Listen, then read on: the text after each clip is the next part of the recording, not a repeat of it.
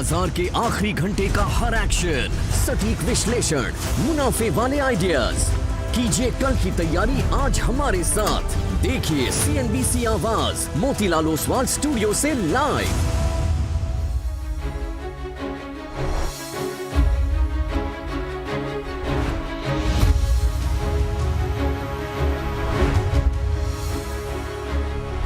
Motilal Oswal live studio में आप सभी का स्वागत है। आप देख रहे हैं कमाई का अड्डा। मैं हूं आपके साथ श्रेया ठाकुर और बेहद शानदार बुधवार। आज का सेशन गजब की तेजी देखने को मिल रही है। चौतरफा खरीदारी। मात्र आईटी में अगर आप देखें तो शुरुआत में थोड़ी कमजोरी थी, लेकिन इंट्राडे में उसने भी बढ़त दिखाई है। चौतरफा खरीदारी और एक भी सेक्टर आपको इन रेड नहीं दिखेगा और ब्रेथ आज इंटैक्ट है, जो कि एक अच्छी चीज़ है। मेरे साथ शो में होंगे Virendra ji. Good afternoon to you sir.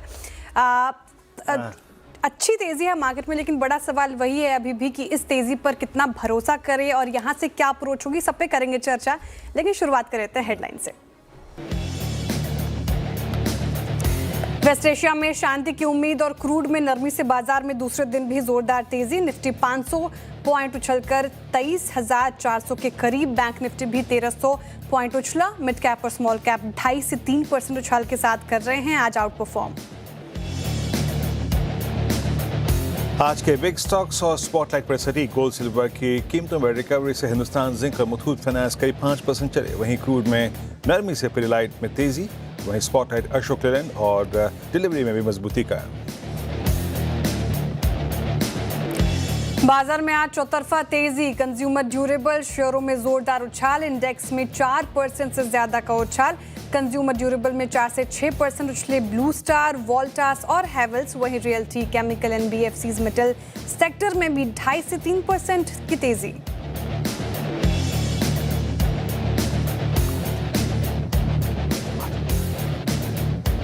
आज का chart GBT capital market index 2.5% मजबूत। वहीं मजबूत चार्ट्स के दम पर 5% दौड़ा एंजल वन। CDSL में भी करीब 3% ज्यादा की तेजी। वहीं TVS मोटर्स, एक्सिस बैंक और UPL में भी अच्छी खरीदारी का।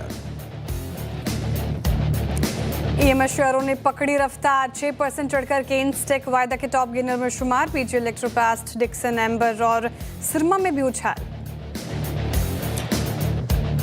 रेलवे की दो सरकारी कंपनियां RVNL और इरकॉन का हो सकता है मर्जर। सूत्रों के मुताबिक शुरू हुई दोनों कंपनियों के विलय की प्रक्रिया। वित्त मंत्री ने बजट में किया था PSU मर्जर का ऐलान। दोनों शेयरों में आज जोरदार तेजी का। RBI की ओर से अबू धाबी के निवेश की मंजूरी के बाद सम्मान कैपिटल में मुनाफा वसूली। 10% के उछाल के बाद ऊपरी स्तरों से 7% फिसला शेयर।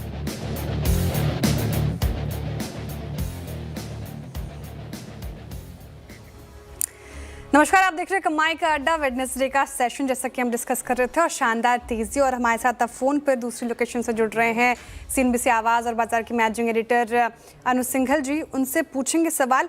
सर, हमने लगातार चर्चा कर रहे हैं, हम इनफैक्ट आज भी बात हुई थी कि जिस तरीके से तेज़ी देखने को मिल सकती है, मिल रही है मार्केट में, तो लॉन्ग साइड के ही ट्रेड ढूंढे।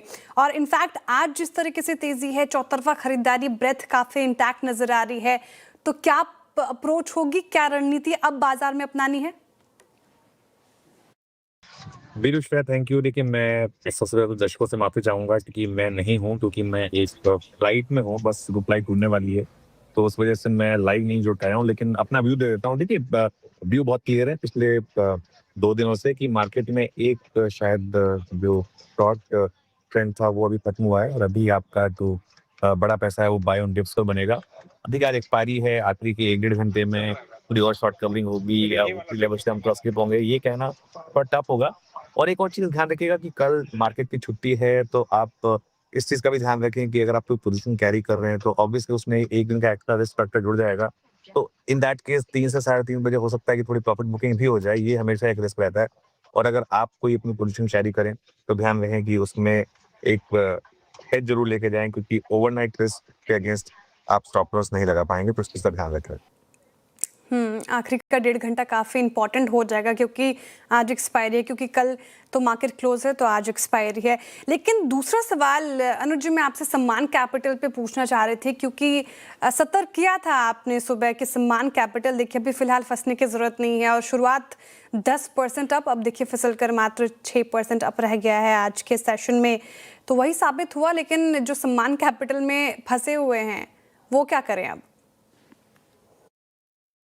देखिए इस पर मैं क्या ही कहूँ, मैंने एक चीज सुबह भी कही थी, इस स्टॉक में रिटेल का पैसा नहीं बनेगा और हम एक जो रखते हैं कि रिटेल को फंसाने का काम नहीं करना चाहिए। और इसीलिए अब क्या है, अब आप खुलाइए करीब करीब 7-8% ऊपर, उसके बाद चलिए ठीक है 1-2% और ऊपर आ गया, लेकिन उसके बाद देखिए किस तरीके से गिरा है होता है। और ये हमेशा होता रहा है, बैन में स्टॉक है, पता नहीं कौन पोजीशन कौन करके बैठे होते हैं और कहाँ पर आप के अगेंस्ट वो पोजीशन स्क्वायर ऑफ कर दी जाए आपको पता भी नहीं चलेगा।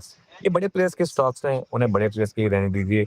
ज़रूरी नहीं है कि आपको हर न्यूज़ पर ट्रेड करना है। और मैं तो एक चीज़ कहूँगा, अगर आपने पहले इस स्टॉक में पैसा खोया है और उसके बाद भी आप बार-बार इस स्टॉक को चेज़ कर रहे हैं और उन्हीं लोगों के कहने पर आपने पैसा खोया जो अब आपको कह रहे हैं कि इसे बाय करिए, तो फिर कहीं न कहीं आपको भी थोड़ा-सा सोचने की ज़रूरत है कि क्या करें इसमें।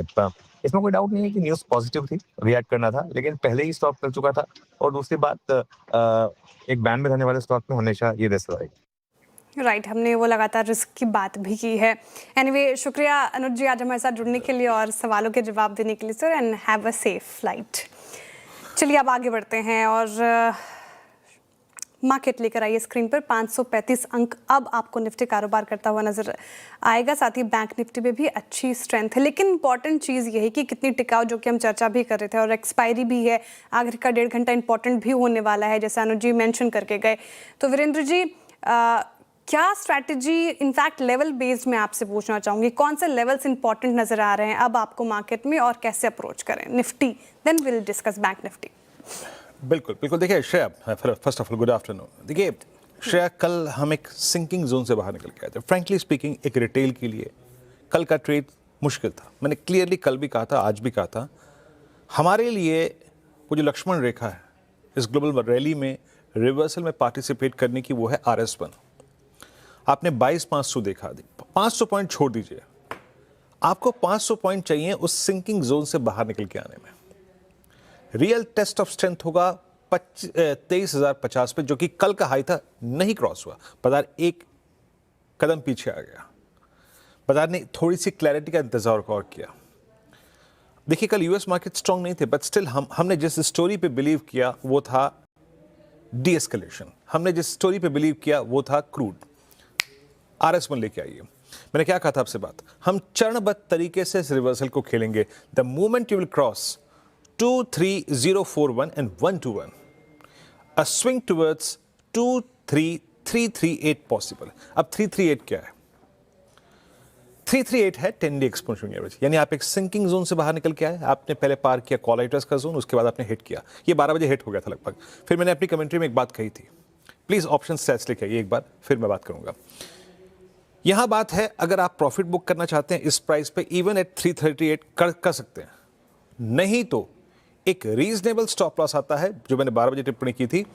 अब वो आता है, पहले 277 पे था, now that stop loss comes and, फिर सुन लीजिएगा, 23,338, वही 10 डे में आपका स्टॉप लॉस होगा, क्योंकि इस क्लस्टर में आपको अपने प्रॉफिट्स को सरेंडर नहीं करना है। अब आप देखिए आपके स्क्रीन पे क्या है, मैक्सिमम आउटस्टैंडिंग वाई, आज एक इंपैक्ट ये नजर आ रहा है, 55 लाख का आउटस्टैंडिंग वाई है 23,500 की कॉल पे शेयर। यानी टेक्निकली जिस प्रकार से पुट राइटर्स हैं, जिस प्रकार से कॉल राइटर्स हैं, आपको एक डे ट्रेडर के तौर पे 23,450 से 23,500 के बीच में अपने प्रॉफिट्स को कैश में कन्वर्ट कर लेना चाहिए। फ्रैंकली स्पीकिंग, आपने कॉल राइटर्स के जोन को ट्रैप किया, आपने 10 डे में क्रॉस किया, और आपने, अगर आप इंट्राडे ट्रेडर हैं तो आपको यकीनन एज पर दी स्टैट्स 23450 और 500 के बीच में प्रॉफिट बुक करना चाहिए। फिर लिखा ये निफ्टी का एक चार्ट। अब आते हैं कि पोजिशनली बाजार कहां देख रहा है। यथास्थिति रहे, ऐसी ही स्थिति कायम रहे, जिसका हमें अभी नहीं मालूम कि कल वो रहेगी कि नहीं रहेगी Shreya. Logical target, the first tranche जो खुलता है वो है 23,839। अब आप उससे पूछेंगे कि ये क्या, पोस्ट 10 डे मा, पोस्ट 23,500 जो चीज आप टारगेट करेंगे वो है 20 डे एक्सपोनेंशियल मूविंग एवरेज। पर शेयर में एक बात कहता हूं, शेयर को रखिएगा स्क्रीन पे। उस 838 के लिए, 839 के लिए अगर आप 20 डेमा के लिए खेलना चाहते हैं तो दो चीजें हैं, एक मुकद्दर और एक होता है जिसे कहते हैं ना कैलकुलेटेड रिस्क। ये आप मैं सड़क पे चलने वाला कोई भी राहगीर जो है बता सकता है कि कल कोई नहीं बता सकता कि ट्रम्प साहब के मन में क्या है, कोई बता सकता है फ्रैंकली, है ना। तो अगर आपने प्रॉफिट ले लिया है तो अच्छी बात है। अगर आप 839 के लिए खेलना चाहते हैं तो please include a hedge, please include है हेज। या तो आप एक काम कर सकते हैं, एक कोई सी पुट ले लें, मेरे ख्याल से हमें 23,400 या 23,300 की पुट ले सकते तो ले लीजिए। अदरवाइज मैं श्रेया इस प्राइस पर भी बुक करने में एक कंफर्ट महसूस कर रहा हूँ। फ्राइडे को आएंगे, एक बार फिर से अगर आप देखें पारी खेलने की कोशिश करेंगे, but as of now this price looks to book your profit into cash. But हाँ, यहां से विजिबल है करंट सर्कमस्टेंसेस में 23,838, that's 20 day exponential moving average. Share right, intraday approach ही समझदारी वाली काम हो गया ऐसे मार्केट में। और अगर आप मुनाफा में हैं तो मुनाफा बांध सकते हैं फिलहाल, क्योंकि कल हॉलीडे है। और फिर जैसा कि वीरेंद्र जी मेंशन कर रहे थे, ट्रंप जी के मन में क्या कुछ चल रहा है किसी को भी नहीं पता, तो कब क्या हो जाए। लेकिन निफ्टी हमने डिस्कस कर लिया वीरेंद्र जी, बैंक निफ्टी रखिएगा स्क्रीन पर। और शानदार रैली, 1400 अंकों से ज़्यादा की तेज़ी बैंक निफ्टी। और पीएसयू बैंक इंडेक्स देखिए आप, पीएसयू बैंक्स अगर आप देखिए 3.5% की तेज़ी के साथ आज स्ट्रेंथ दिखा रहे हैं। तो यहाँ पर कन्विक्शन ज़्यादा बन रहा है क्या निफ्टी के कंपैरिजन में, और बैंक निफ्टी को कैसे अप्रोच करें अब? देखिए श्रेया, 23,400 पे आपका निफ्टी है। Nifty is up about I think 70 points from 10 डेमा, यानी निफ्टी अपने 10 डेमा से 70 अंक ऊपर है। बट निफ्टी बैंक अभी अपने एग्जैक्टली 10 डेमा पे ट्रेड कर रहा है, यानी ये जो प्राइस आप स्क्रीन पे देख रही हैं that's exactly 10 day exponential average, और ये 54,000 के कॉल आइटर भी है। मैंने सुबह एक बात कही थी कि आज के सेटअप में when we are playing crude, दो चीजों पर नजर रखिएगा, एक तो निफ्टी बैंक पे and most specially on Nifty PSU bank index. Crude से, इन्फ्लेशन की ट्रेजेक्टरी से बड़ा सरोकार होता है पीएसयू बैंकों का, तो ये शॉर्ट कवरिंग, ये फ्रेश बैंक लाजमी है श्रेया। पर आप देख रहे हैं श्रेया, निफ्टी पीएसयू बैंक का जो मोमेंटम है अभी भी कायम है, so that's exactly a crude theme. Nifty IT भी चला, निफ्टी आईटी ने कल 10 डेमा पार किया था। तो निफ्टी के पास एडवांटेज क्या है? निफ्टी के पास एडवांटेज है निफ्टी बैंक का, निफ्टी के पास एडवांटेज है बाकी सब सेक्टर्स का, और निफ्टी के पास एडवांटेज है निफ्टी आईटी का भी। हाँ। But in isolation Nifty bank के पास क्या है? हमारे पास आप जरा के लिखाइए ऑप्शंस के स्टैट्स। 54,000 पे कॉल आइटर्स विजिबल है, 54, 54.1, 54.2, इन 3 स्ट्राइक्स पे कॉल आइटर्स विजिबल है, no doubt about that. And 54,000 is exactly your 10 day exponential average, जो आपने 27 फरवरी के बाद पहली बार विजिट किया है।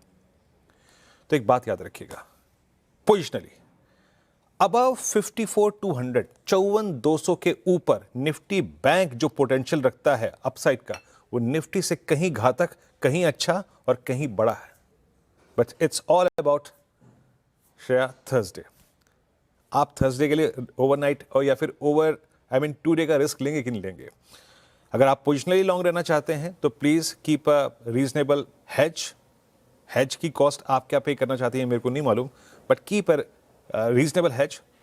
बट मैं कहता हूँ श्रेया, अगर यहाँ पे भी बुक कर लें और शुक्रवार को मान लीजिए आप 54,200, 300 के ऊपर खुल भी जाएं, तो भी निफ्टी बैंक पे 20 डेमा तक का स्कोप है। सो एक रीजनेबल रिटेल अप्रोच 10 डेमा के कटने के बाद जो आपने खेली, उसके मुताबिक प्रॉफिट्स को यहाँ बुक करना चाहिए श्रेया, एटलीस्ट। हाँ, यही समझदारी वाली अप्रोच होगी, थोड़ा सा प्रॉफिट बुकिंग कर लें, क्योंकि थर्सडे जैसा कि हम बात कर रहे हैं हॉलीडे है, फिर फ्राइडे पता नहीं क्या समीकरण बन रहे हो ग्लोबली, तो वो एक बड़ा रिस्क फैक्टर होता है। चलिए, निफ्टी बैंक निफ्टी मार्केट को हमने समझ लिया कैसी अप्रोच रहनी चाहिए आपके। अब स्टॉक स्पेसिफिक देख लेते हैं क्या एक्शन रहा बाजार में। गिरने वाले स्टॉक्स की संख्या काफ़ी कम है, तो शुरुआत करते हैं तेज़ी के ट्रेंडिंग स्टॉक्स के साथ। काफ़ी सारे स्टॉक्स आज डीज हाई पर कर रहे हैं कारोबार, और देखिए श्रीराम फाइनेंस 6.5% से ज़्यादा, इनफैक्ट 6.25% की तेज़ी के साथ आज के सेशन में कर रहा है कारोबार। काफ़ी करेक्ट भी हुआ था ये, इनफैक्ट सारे स्टॉक्स काफ़ी करेक्ट हो चुके हैं। अदानी इंटरप्राइजेस देखिए 4.5% की तेज़ी। टाइटन और पूरा ये ज्वेलरी स्पेस अगर आप देखें तो आज फोकस में है, 4.5% की तेज़ी यहाँ पर भी, और ट्रेंड भी। तो टाटा ग्रुप के स्टॉक्स चल रहे हैं आज, देखिए 4.5%, ट्रेंड भी ऊपर नजर आएगा आपको आज के सेशन में। वायदा बाजार में देखिए जैसा कि मैंने मेंशन किया, ज्वेलरी स्पेस अच्छा परफॉर्म कर रही है, तो कल्याण ज्वेलर्स देखिए 6% की इससे ज़्यादा की तेज़ी यहाँ पर देखने को मिल रही है। सिंजिन सुबह वीरेंद्र जी ने जिक्र किया था और उसने उसके बाद मुड़ के नहीं देखा, 5.5 से लेकर 6% की तेज़ी अभी भी इसमें कायम है। सिंजिन में पूरा फार्मर स्पेस काफ़ी लुक्रेटिव लग रहा है इनफैक्ट। और हुडको देखिए यहाँ पर रियल्टी पैक में आज अच्छी खासी तेज़ी, और आगे शो में समझेंगे भी एक बुलिश रिपोर्ट आई है जेफरीज की, क्या कहती है वो रिपोर्ट, और पूरा रियल्टी पैक आज फोकस में है। यहाँ पे भी 6% की तेज़ी। केनस्टेक और ये पूरा EM स्पेस भी काफ़ी अच्छा परफॉर्म करता हुआ 7% की तेज़ी यहाँ पर भी। कुछ चुनिंदा स्टॉक्स गिरे हैं। IT थोड़ा कमज़ोर है तो टेक महिंद्रा आपको 0.5% के करीब गिरता हुआ नजर आएगा।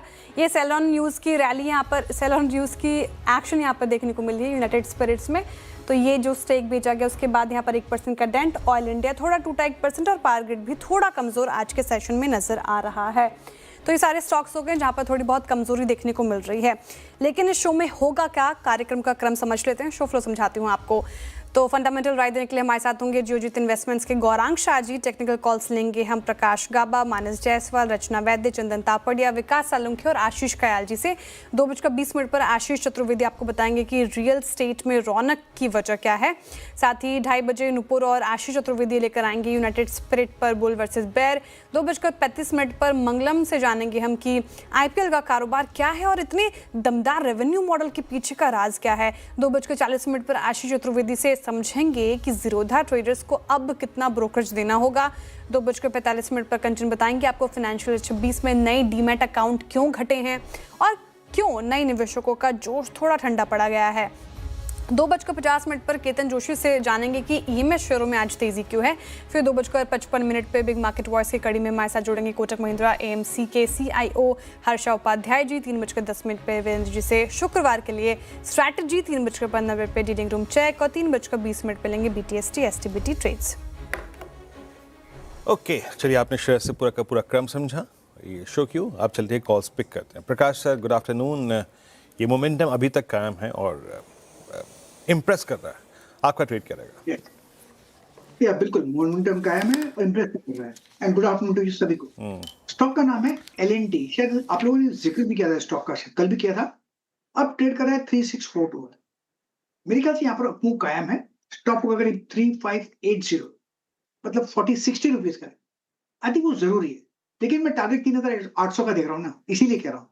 तो आई थिंक मूव है पॉसिबल। यहाँ पर थोड़ा रेस्ट्रिक्शंस है, लेकिन फर्स्ट टारगेट 3700, फिर 3750, फिर 3800। तो we can take it up L&T। ठीक है, L&T गावस्कर को पसंद आ रहा है, डेज हाई पे कर रहा है कारोबार, खरीदारी की राय। और याद रखिए इस महीने L&T 20% करेक्ट भी हो चुका है, तो काफी लुक्रेटिव इनफैक्ट अब नजर आ रहा है खरीदारी की राय। मानस जी, गुड आफ्टरनून, बताइए आप कौन सा स्टॉक बता रहे हैं आज के लिए? गुड आफ्टरनून शेयर जी। तो देखिए, सिंजन पे खरीदारी करने की राय रहेगी। अगर हम सिंजन के पैटर्न्स देखें तो स्टॉक में रिवर्सल देखने को मिला है। स्टॉक ने 10-20 मूविंग एवरेज को रीगेन कर लिया है, तो आई थिंक यहाँ पर एक बाउंस बैक प्ले बनता है। करंट लेवल्स पे खरीदारी करेंगे। 413 रुपए के स्टॉप लॉस खरीदारी करनी है। 435 तक के टारगेट्स पॉसिबल है। अगर ऑप्शन में ट्रेड लेना चाहे तो 420 वाला कॉल ऑप्शन जो 9 रुपए पे ट्रेड हो रहा है, उसमें 5 रुपए का स्टॉप लॉस लगा ले, 20 रुपए तक के टारगेट्स पॉसिबल है। ओके, सिंजन 421 पे शानदार, अगर आप देखें रिवर्सल ट्रेड रहा है। यहाँ पे 2-3 ट्रेड्स की थीम थी आज, याद रखिएगा सिंजन, और बड़ा मूव अच्छा ने दिया। आता हूँ मैं कुछ और स्टॉक ऐसे पकड़ने की कोशिश करेंगे। रचना जी, गुड आफ्टरनून, आपका ट्रेड इस वक्त का? जी गुड आफ्टरनून। एंड मेरे ट्रेड में आपको याद होगा सुबह 10 बजे के शो में हमने बात करी थी कि IT को बिल्कुल हल्के में मत लीजिए, बहुत पावर है उसमें। So will continue with that theme. इस वक्त सुबह हमने KPIT लिया था शायद, अब हम कोफोर्ज पे जाएंगे क्योंकि अब यहाँ का लास्ट आवर और आने वाले दिन की बात है, तो उसमें फॉलो थ्रू की जहाँ चांस है दैट इज दिस काउंटर, जो कि 1157 पे फ्यूचर्स में ट्रेड कर रहा है। आपको इसमें डिलीवरी के लिए अगर आप करते हैं प्ले इसको, तो 1135 पे SL लगाना होगा।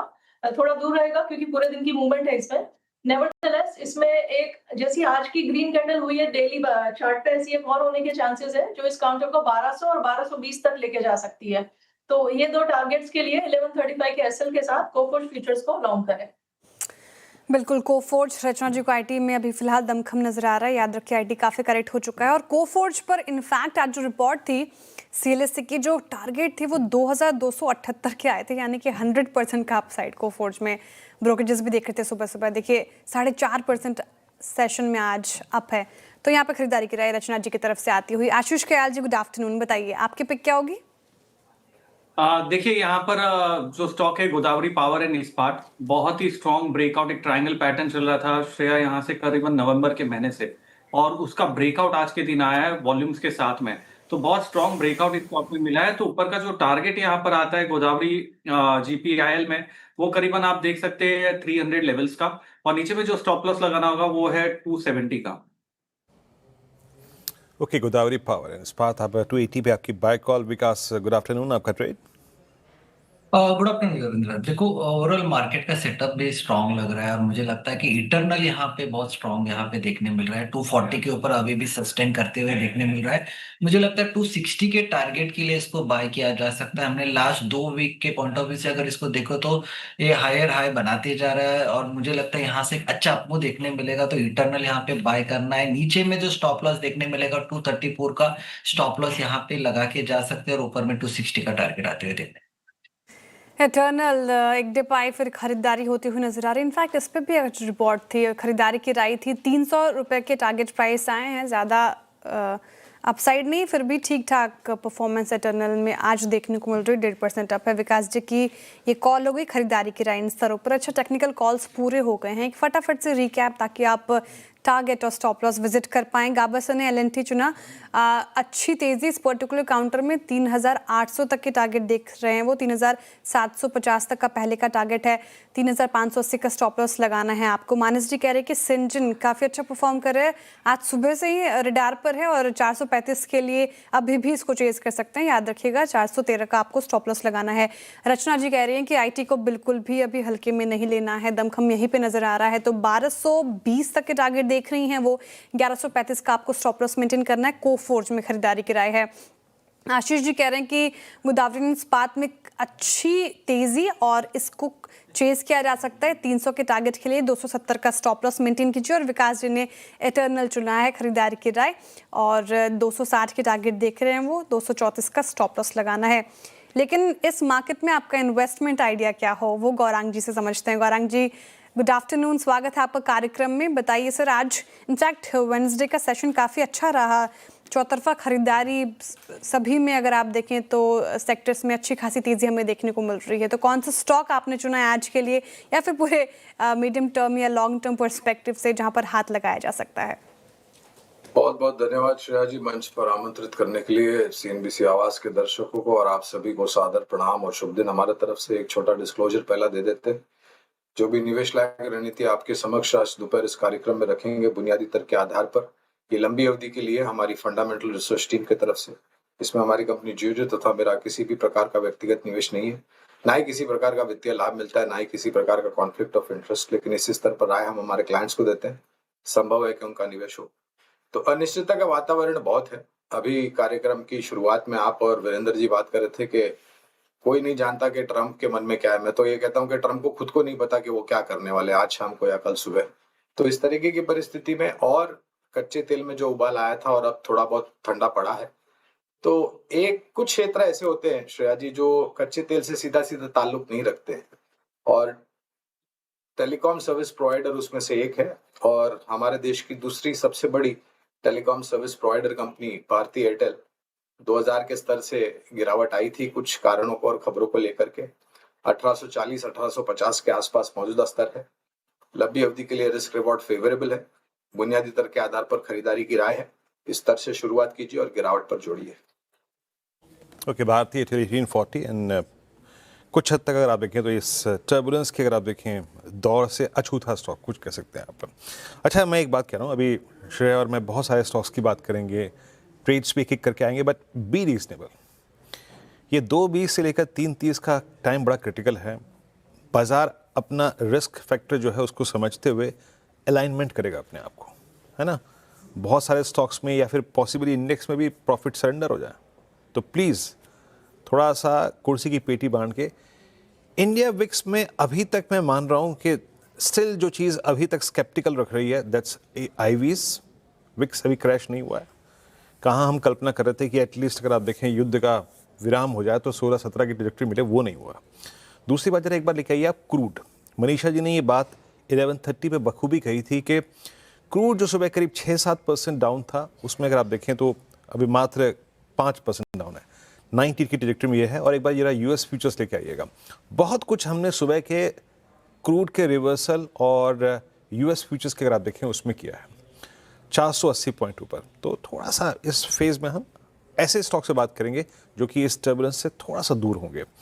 गौरांग जी ने जिक्र किया भारतीय एयरटेल का, सिंजन का जिक्र हो चुका है। एक स्टॉक और लेके आइए जो इस वक्त अच्छा कर रहा है और मूव अच्छे दे रहा है। एक बार लेके आइए आप angel one, day hyper. HDFC AMC पे सुबह बात हुई थी, ये भी अच्छा करता हुआ। मानस कैपिटल मार्केट थीम में अगर रिवर्सल खेलने हैं, पूरी थीम में रिवर्सल है आज, आप कहाँ इंटरेस्टेड है इस वक्त?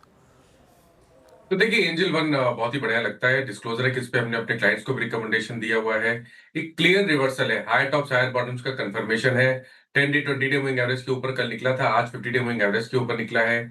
आई थिंक यहाँ से भी करीब करीब 15 से 20 रुपए तक की रैली स्टॉक दिखा सकता है। अगर एक ट्रेड लेना होगा तो एंजल वन पे अभी भी खरीदारी करने की राय रहेगी। स्टॉप लॉस आपको 235 रुपए के नीचे लगाना रखना है और टारगेट आपको 260 रुपए के सेट करके चलना है। ठीक है, एंजल वन यहाँ पर अच्छी तेजी 5.5% की तेजी के साथ ये डेज हाई पर है। चार्ट जीपीटी पार्ट 1 में सुझाया गया था, पहला स्टॉक ही एंजल वन बताया गया था कि आज इसको रखे रडार पर। और देखिए निचले स्तरों से अच्छी तेजी के साथ ये कारोबार कर रहा है। एंजल वन रखेगा रडार पर और मानस जी ने भी यहाँ पर खरीदारी की राय रखी है अपनी। लेकिन कैपिटल मार्केट स्पेस के अलावा दूसरी स्पेस जिसमें अच्छी खासी तेजी आज के सेशन में है, दैट इज रियल्टी स्पेस। हालांकि हाई साइड से थोड़ा फिसला आज के सत्र में, लेकिन देखिए अभी भी 2.5% अप है और रियल्टी पूरे पैक में हमने पेन देखा है। लेकिन जिस तरीके से आज तेजी, क्या है खबर, एक रिपोर्ट आई है, उस रिपोर्ट में क्या बातें कही गई है वो समझ लेते हैं आशीष से। आशीष, गुड आफ्टरनून। रियल्टी में आज रौनक है, बहुत हमने पेन देखा, लेकिन किसकी रिपोर्ट, क्या बातें? बिल्कुल, गुड आफ्टरनून श्रेया। और सही कहा आपने, स्टॉक्स अगर आप देखें तो ज़्यादा पिटे हुए हैं। रियल्टी स्पेस में लगातार आपको गिरावट देखने को मिली, लेकिन आज दिन के दौरान इनफैक्ट फर्स्ट हाफ में तो 3.5% से ज़्यादा के मूव यहाँ पर देखने को मिल रहे थे। अभी भी इंडेक्स आप देखें तो कंफर्टेबल 2.5% की तेजी के साथ कामकाज कर रहा है। अब रिपोर्ट आई है जेफरीज की तरफ से, जहाँ पर ये कह रहे हैं कि Q4 काफ़ी बढ़िया देखने को मिल सकता है। और जो 7 बड़े शहर हैं इनका डेटा ये सजेस्ट कर रहा है कि रेसिडेंशियल बिक्री जो है ये काफ़ी बढ़िया यहाँ पर देखने को मिली है। इनफैक्ट फरवरी ये जो महीना है बिक्री के लिहाज से सबसे बेस्ट भी देखने को मिल सकता है। अभी तक डेटा हमारे पास आया नहीं है। और Q4 में आप देखें तो जो लिस्टेड डेवलपर्स हैं इनमें तकरीबन 10 से लेकर 15% की टॉप लाइन ग्रोथ यहाँ पर ये अनुमान लगाया जा रहा है, क्योंकि Q4 इतना बढ़िया रहेगा। इसी के चलते अगर आप पूरे FY26 में देखें तो तकरीबन आपको आराम से 20% की ग्रोथ यहाँ पर देखने को मिल सकती है, जो कि ज़्यादातर रियल एस्टेट कंपनी की लॉन्ग टर्म गाइडेंस के बिल्कुल मुताबिक है यहाँ पर। अब खास बात ये भी है कि अब तक की बिक्री का ट्रेंड काफ़ी बढ़िया देखने को मिला है। FY26 बहुत अच्छा है, गाइडेंस भी हासिल कर पाएंगे। लेकिन FY27 को लेकर आप देखें तो जेफरीज थोड़े से चिंतित नजर आ रहे हैं। कह रहे हैं कि जो ईरान का तनाव है ये थोड़ा सा प्रोलॉन्ग रहता है, थोड़ा सा एक्सटेंड होता है, तो हो सकता है कि कुछ बड़े डेवलपर्स अपनी गाइडेंस में कटौती कर दें और वो मार्केट का माहौल ख़राब कर सकता है। और जैसे कि हम अभी डिस्कस भी कर रहे थे कि स्टॉक हाई से काफ़ी ज़्यादा टूटे हुए हैं, तो वैल्यूएशन अब बड़ी रीजनेबल हो गई हैं, बड़ी आकर्षक यहाँ पर देखने को मिल रही हैं। और ज़्यादातर जो बड़े स्टॉक्स हैं वो 20-30 टाइम्स के पी पर आपको मिल जाएंगे। तो आपके पास अर्निंग्स की अच्छी विजिबिलिटी है। FY26 बहुत अच्छा रहेगा, Q4 के नंबर्स बढ़िया आ सकते हैं और साथ में करेक्शन के बाद वैल्यूएशन भी बड़ी अट्रैक्टिव हो गई है। इसी के चलते अगर आप देखें तो इस स्पेस में खास एक्शन नजर आ रहे हैं। लेकिन साथ में आप देखें तो कुछ खबरों के चलते भी स्टॉक्स हैं जो रडार पर रखने चाहिए। मिसाल के तौर पर अगर आप देखें तो आप पूर्वांकरा को देख सकते हैं, थोड़ी देर पहले यहाँ पर खबर आई है और बड़ी सिग्निफिकेंट खबर है। हालांकि स्टॉक देखिए 6% की तेजी के साथ ये स्टॉक कामकाज कर रहा है। इन्होंने बताया कि अगले 2 साल में 24 महीने में 30 से ज़्यादा प्रोजेक्ट जो है ये लॉन्च करते हुए नजर आएंगे। मुंबई के मार्केट्स में, सदर्न इंडिया में ये लॉन्च करते हुए नजर आएंगे। और इसकी जो ग्रॉस डेवलपमेंट वैल्यू है 55,000 करोड़ की है। 4,300 करोड़ के आसपास का कंपनी का मार्केट कैप होगा। अगर कंपनी इतनी छोटी साइज की 55,000 करोड़ की जीडीपी का अनाउंसमेंट करती है तो अपने आप में देखें तो बड़ा सिग्निफिकेंट हो जाता है। तो जो नए लॉन्चेस की बात है, ट्रिगर है, वो कैटलिस्ट की तरह कामकाज कर रहा है। ये स्टॉक भी देखें तो शानदार तेजी के साथ फिलहाल ट्रेड कर रहा है। ओके, शुक्रिया आशीष जानकारी के लिए। तो रियल्टी पैक में आज रौनक देखने को मिल रही है और कुछ स्टॉक स्पेसिफिक न्यूज़ भी है। लेकिन वीरेंद्र जी, मैं बैंगलोर में थी दिस वीकेंड और मंडे ट्यूसडे भी इनफैक्ट, और फर्स्ट विजिट था मेरा इस बार बैंगलोर में। तो मैंने देखा कि पैठ जो है बैंगलोर में प्रेस्टीज और ब्रिगेड की है। जितने प्रोजेक्ट्स मैंने प्रेस्टीज और ब्रिगेड के देखे, कमर्शियल, रेसिडेंशियल, अच्छी खासी पैठ है वहाँ पर। तो गौरांग जी, आपसे सवाल ये कि रियल्टी पैक में प्रेस्टीज स्टेट्स कैसा लगता है आप? जी वीरेंद्र जी। एयरपोर्ट से शहर जाने में कितना टाइम लगा?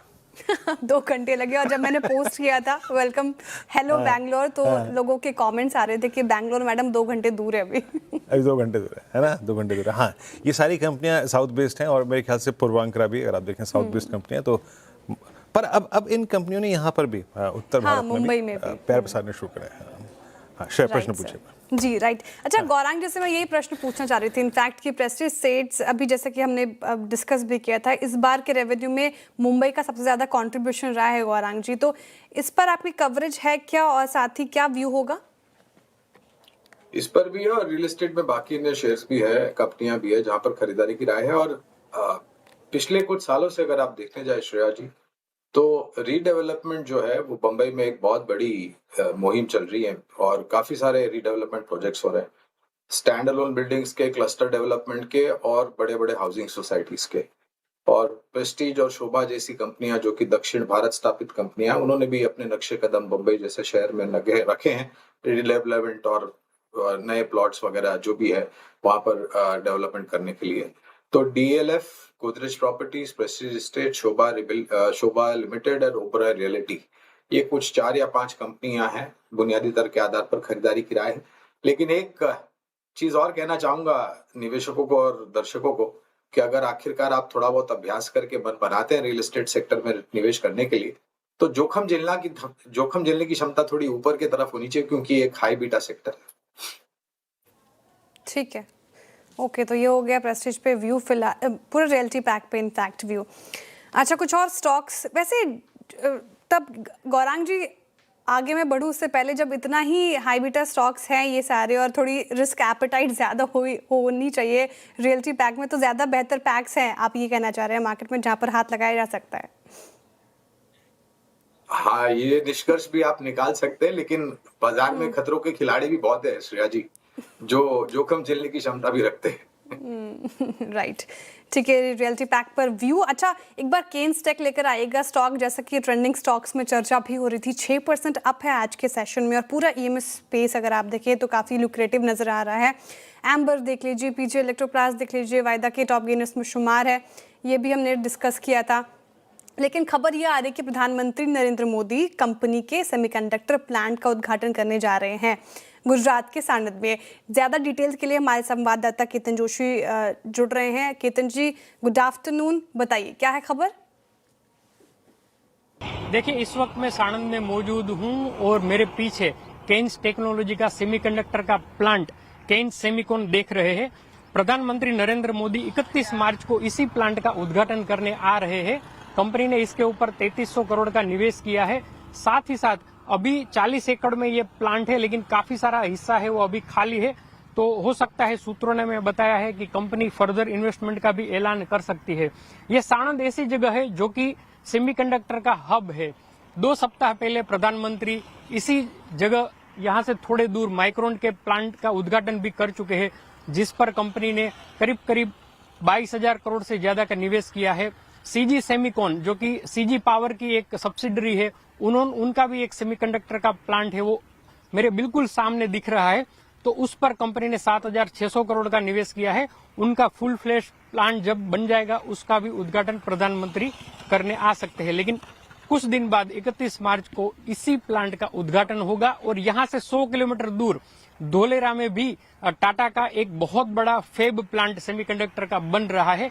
तो इकोसिस्टम भी एकदम तैयार हो गई है। कह सकते हैं कि गुजरात है वो अब सेमीकॉन का हब बनने जा रहा है। जी केतन, बहुत बहुत शुक्रिया।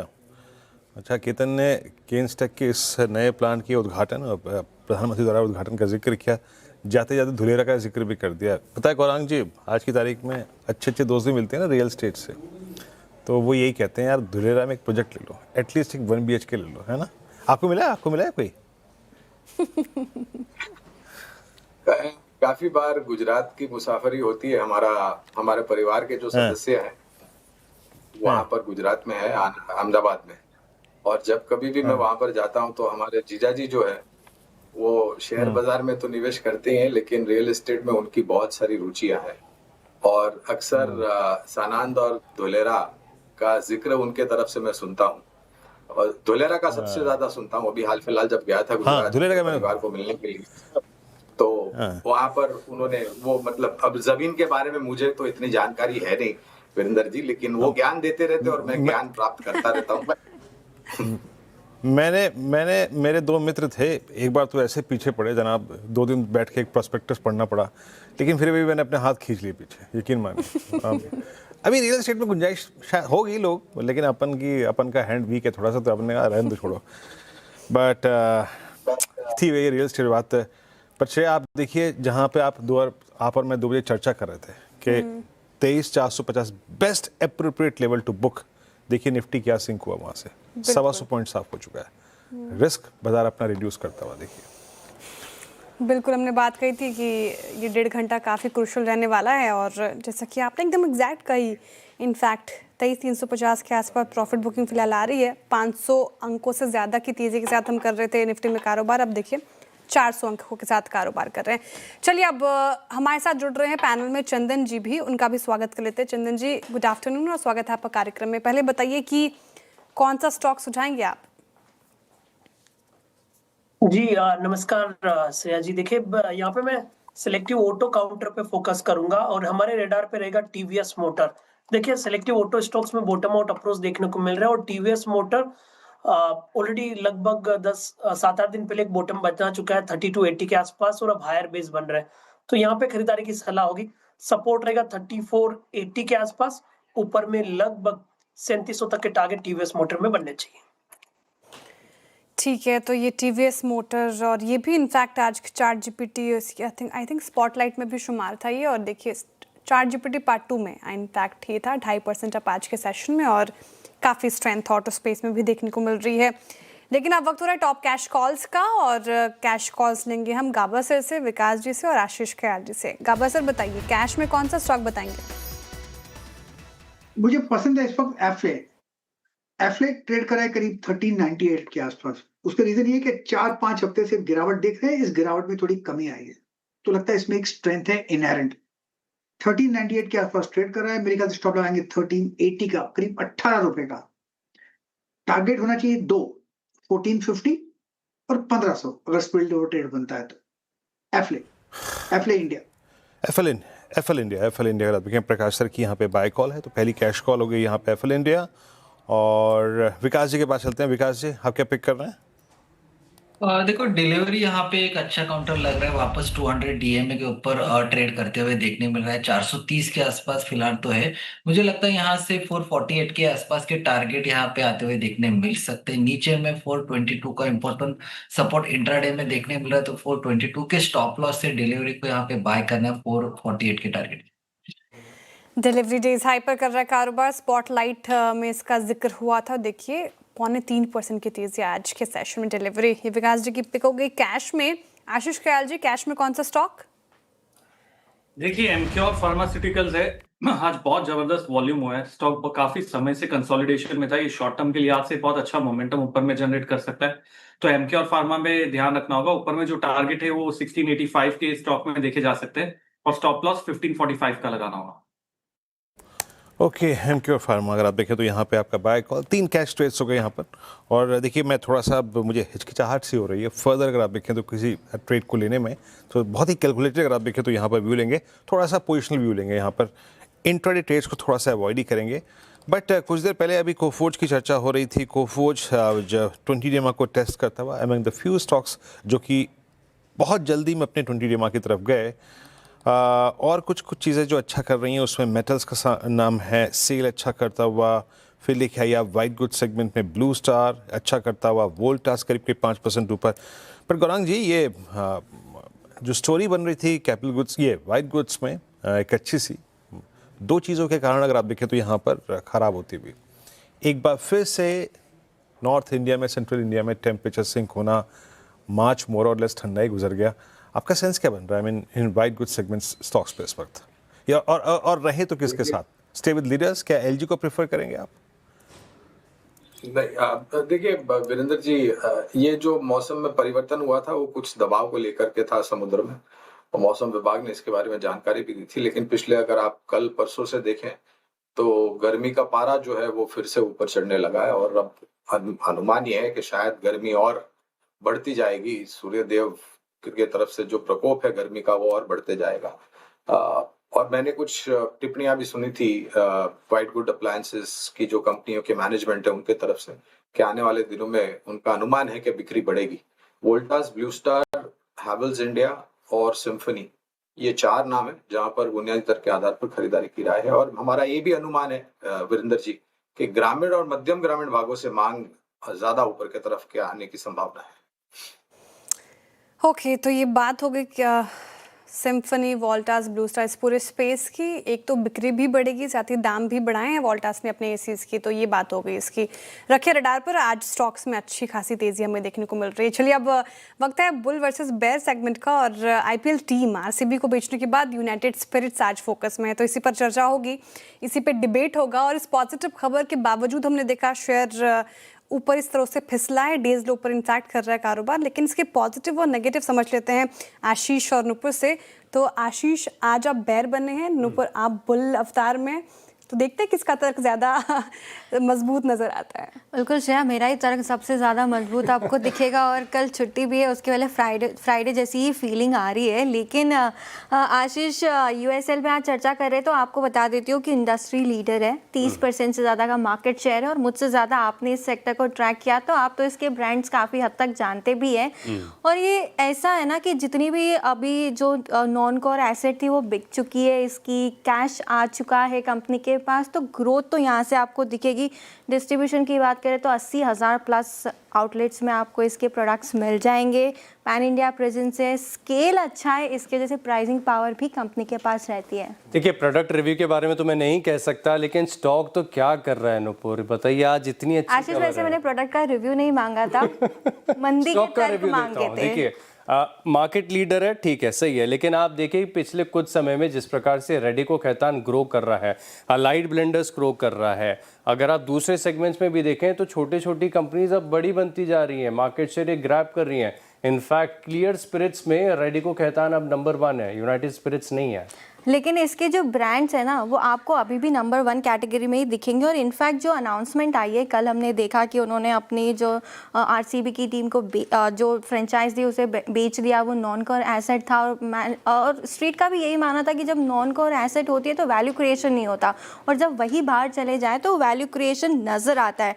अब डिविडेंड की उम्मीद है, इन्वेस्टमेंट की उम्मीद है, तो इतनी कुछ पॉजिटिव खबरें आ रही है, तो डेफिनेटली पॉजिटिव खबरें। स्टॉक ऑफ हाइज है, आज 1.5% की गिरावट दिखा रहा है, 16,000 ऑड करोड़ में बिकवाली की है इसकी अपने एसेट्स की, कोई असर ही नहीं दिख रहा। अच्छा, मेरा सबसे बड़ा कंसर्न लेकिन डिविडेंड मिलेगा तो शेयर होल्डर्स को डेफिनेटली फायदा होगा, डायरेक्ट वैल्यू क्रिएशन होगी शेयर होल्डर्स के लिए आशीष।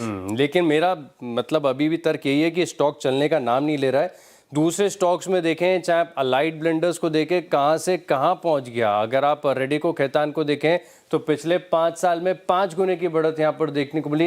यूनाइटेड स्पिरिट्स वहीं का वहीं आपको देखने को मिल रहा है। अच्छा, इस सेक्टर में एक और चीज़ है जो बहुत बड़ा हेडेक बनती रहती है कि कुछ भी तनाव हो, सिगरेट और अल्कोहल, यहाँ पर टैक्स हाइक की जो तलवार है वो लटकी रहती है। सिगरेट में तो अभी हमने देखा आईटीसी का क्या बुरा हाल हो गया। अब सिमिलर अगर आप देखें तो हर बजट से पहले वही टेंशन, हर बार कभी भी अगर सरकार को लगे कि ज़्यादा खर्चा होने वाला है तो इनके ऊपर एक रेगुलेटरी ओवरहैंग बनता है। ऐसे सेक्टर में क्यों जाना है? लेकिन पर कैपिटा इनकम पे तो बढ़ रही है ना आशीष। अगर जिस हिसाब से प्रीमियमाइजेशन की स्टोरी निकल के आई है सामने, वैसे इसके भी प्रोडक्ट्स प्रीमियम कैटेगरी में ही आते हैं और वहीं पे एक बड़ा पोर्टफोलियो बनता है। और मैनेजमेंट का फोकस जो प्रीमियम प्रोडक्ट्स है ना उस पर ही रहा है, क्योंकि उसके मार्जिन्स जो होते हैं वो काफ़ी हाई होते हैं और उसी की वजह से जो अर्निंग्स के ट्रिगर है ना वो काफ़ी पॉजिटिव नज़र आते हैं। और इनफैक्ट पूरा स्ट्रक्चरल स्टोरी है इंडिया की यहाँ पे कि हाई पर कैपिटा इनकम है, प्रीमियमाइजेशन की स्टोरी प्ले आउट हो रही है, अंडर पेनिट्रेटेड मार्केट है, ग्लोबल प्लेयर से कंपेयर करें तो काफ़ी कुछ पॉजिटिव। कुछ इतना बढ़िया, फिर ये स्टॉक क्यों नहीं चलता?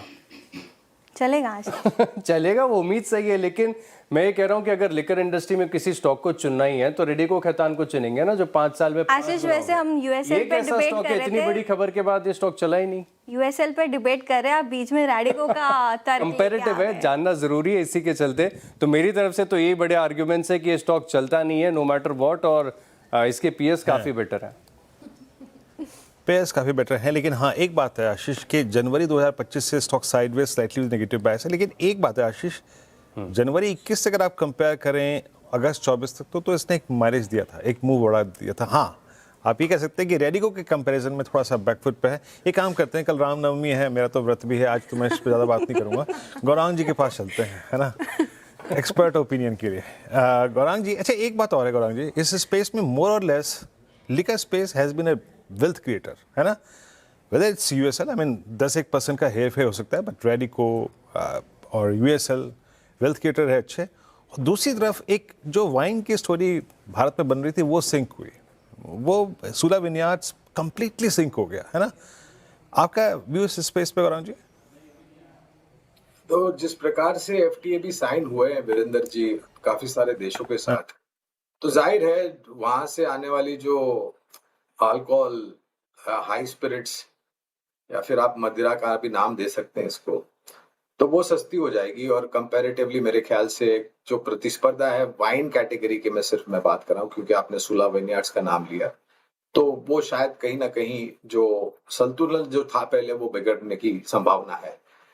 ये क्षेत्र हमें पसंद आता है वीरेंद्र जी, और इसमें से जो सबसे बड़ी दिग्गज और डाइवर्सिफाइड प्रोडक्ट ऑफरिंग वाली कंपनी है यूनाइटेड स्पिरिट्स, यहाँ पर हमारी खरीदारी की सकारात्मक राय है, खरीदारी बनाए रखने की राय है।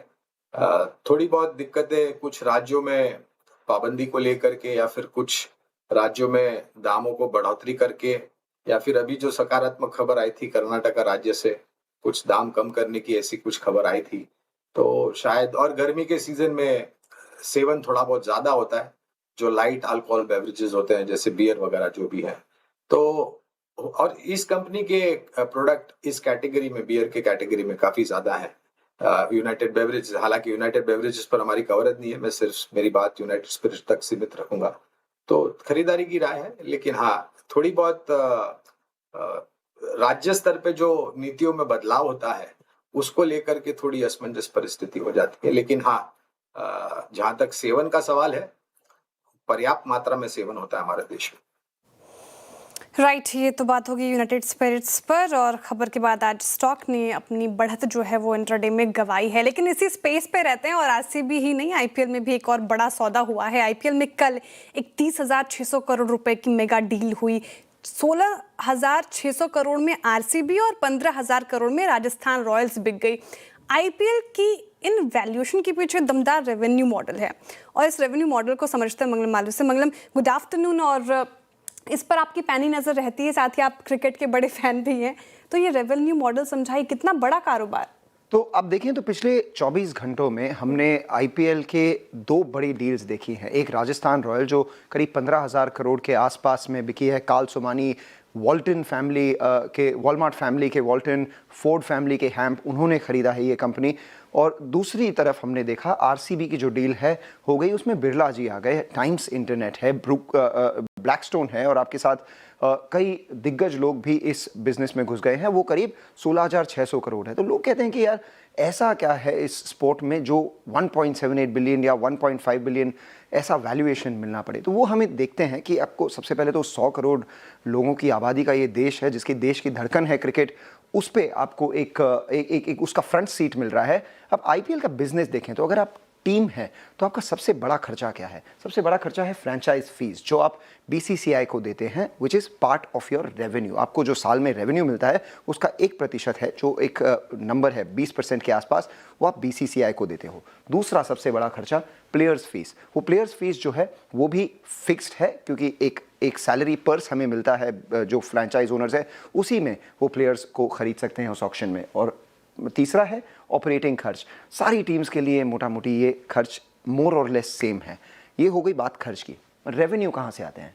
सबसे पहले तो सेंट्रल मीडिया राइट्स जो बीसीसीआई मीडिया राइट्स ऑक्शन करती है, अभी जैसे इस सत्र में जियो और हॉटस्टार के पास है मीडिया राइट्स, उसका जितना पैसा मिलता है उसका 50% बीसीसीआई खुद रखती है और 50% बाकी सब टीमों में इक्वली बांट देती है। स्पॉन्सर्स, दो तरह के स्पॉन्सर्स होते हैं, एक टीम के खुद के स्पॉन्सर्स, दूसरे बीसीसीआई के स्पॉन्सर्स। तो बीसीसीआई का टाटा आईपीएल जो है वो सेंट्रल स्पॉन्सर्स है, वो सारी टीमों में बढ़ जाता है। फिर ब्रांड एडवर्टाइजिंग और गेट मनी मर्चेंडाइज, जो टिकट की फीस होती है, जो जर्सीज वर्जीज की फीस होती है, वो करीब 5-10% है। Main revenue actually media rights और स्पॉन्सर्स से ही आता है। तो आप इन सारी चीज़ों को अगर देखें, बीसीसीआई 50% अपने पास रखता है और बाकी 50 फ्रेंचाइजीज में डाल देता है। सबका खर्चा एक तरह है, सबका रेवेन्यू मोर और लेस एक तरह है। So how does it look in actual numbers? अगर आप सीएसके को देखें, पिछले फाइनेंशियल ईयर में उनका रेवेन्यू करीब 650 करोड़ था, आरसीबी का 500 करोड़, दोनों के एबिटा भी मोर और लेस 37 से 40% के आसपास हैं।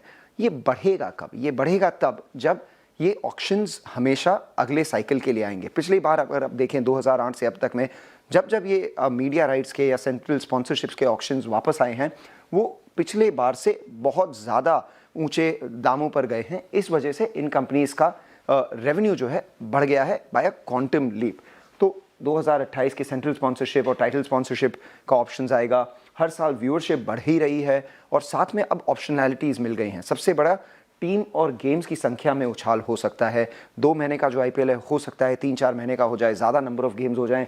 विमेंस आईपीएल, इन्होंने भी अभी बहुत स्ट्रॉन्ग काम किया है अपने बिजनेस में, यहाँ पे भी एक ऑप्शनैलिटी है। और फाइनली जितने भी आईपीएल ओनर्स हैं उन्होंने ओवरसीज़ लीग्स में भी कई सारी टीम्स खरीदी हैं। तो ये सारी जो बिजनेसेस हैं उसमें एक काफ़ी दमदार बिजनेस है। बट आगे जाके रिस्क भी है जहां बिजनेस है। सबसे बड़ा रिस्क ये है कि अनुमान से कम विज्ञापन खर्च हों। वो क्यों होंगे? क्योंकि जैसे आज देखिए, पिछले साल सबसे बड़े स्पॉन्सर जो थे, रियल मनी गेमिंग ऐप्स थे, वो बंद कर दिए गए हैं। तो इस साल एआई जो है वो उसमें स्पॉन्सर कर रहे हैं। क्या आगे जाके अनुमान से कम विज्ञापन खर्च होगा? नए मीडिया राइट्स जो हैं वो ऑक्शंस में ज़्यादा नहीं बढ़ेंगे जितना हमने ऑलरेडी देख लिया है। और finally IPL is a tripartite agreement between players, team owners and BCCI. BCCI की तरफ से कोई भी रेगुलेशन में बदलाव आ जाएगा तो ये सारी चीज़ों में प्रॉब्लम हो जाएगी। आपने यूनाइटेड स्पिरिट्स देख लिया, बट 2 और लिस्टेड कंपनीज हैं, सन टीवी जिनके पास सनराइजर्स हैदराबाद है, उनके करंट मार्केट कैप में अगर सन टीवी का वैल्यूएशन लगाएं तो 65% है। और लखनऊ सुपर जायंट्स, उसका 51% हिस्सा आरपीएसजी वेंचर्स के पास है, वो स्टॉक भी आज ऊंचा है। होल्डिंग कंपनी डिस्काउंट भी दे दो तो उनके मार्केट कैप से उनकी जो वैल्यू है लखनऊ सुपर जायंट्स की 250% ज़्यादा है। इस वजह से ये स्टॉक चल रहा है। तो आपको अब कारोबार के बारे में मालूम पड़ गया है। गेम्स चालू होंगी इस वीकेंड, ज़रूर एंजॉय कीजिएगा।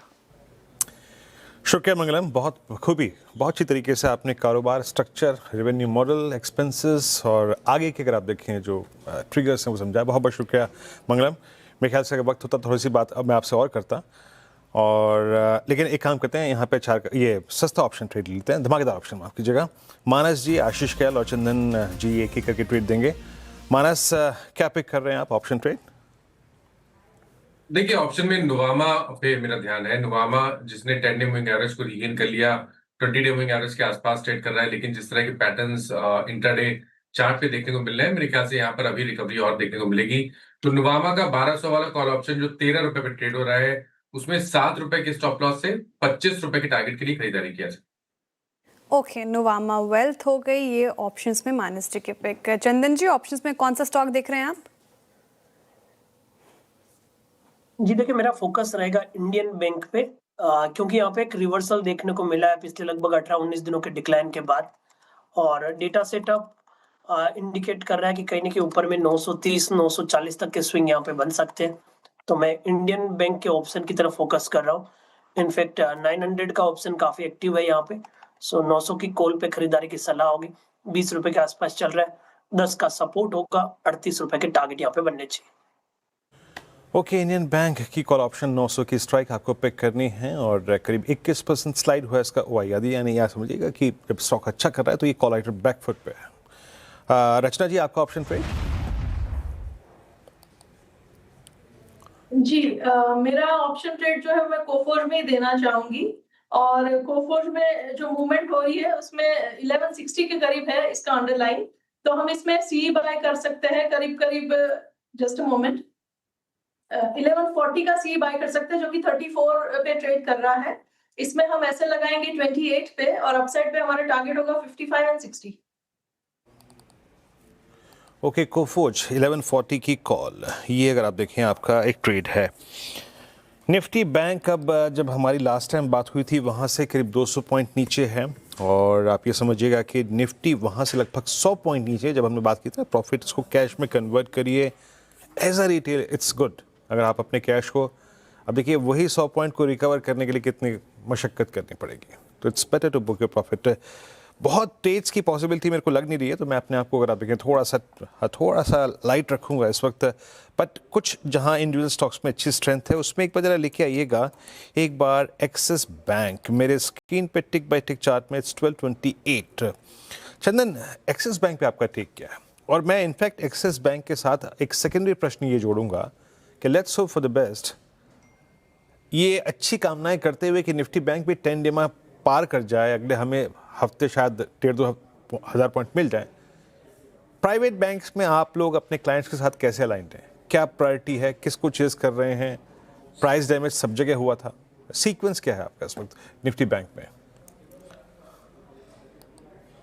जी वीरू, देखिए बैंक निफ्टी की बात करें तो और या बैंकिंग काउंटर की बात करें तो हमारे दो चीज रडार पे, एक तो पीएसयू बैंक्स में हम ज्यादा फोकस कर रहे हैं विद द व्यू कि एसबीआई एंड इंडियन बैंक दो प्रिफर्ड पिक रहेगा जहां पे लिमिटेड डाउनसाइड रहेगा और रिकवरी के चांसेस ज्यादा रहेंगे। और प्राइवेट बैंक की हम बात करें तो अगेन 2-3 मेजर काउंटर है और हमारा मानना है कि आईसीआईसीआई बैंक और एक्सिस बैंक कंपैरेटिवली बेटर करेंगे। तो इन सब काउंटर पे कहीं ना कहीं हम बाई ऑन डिक्लाइन का व्यू दे रहे हैं।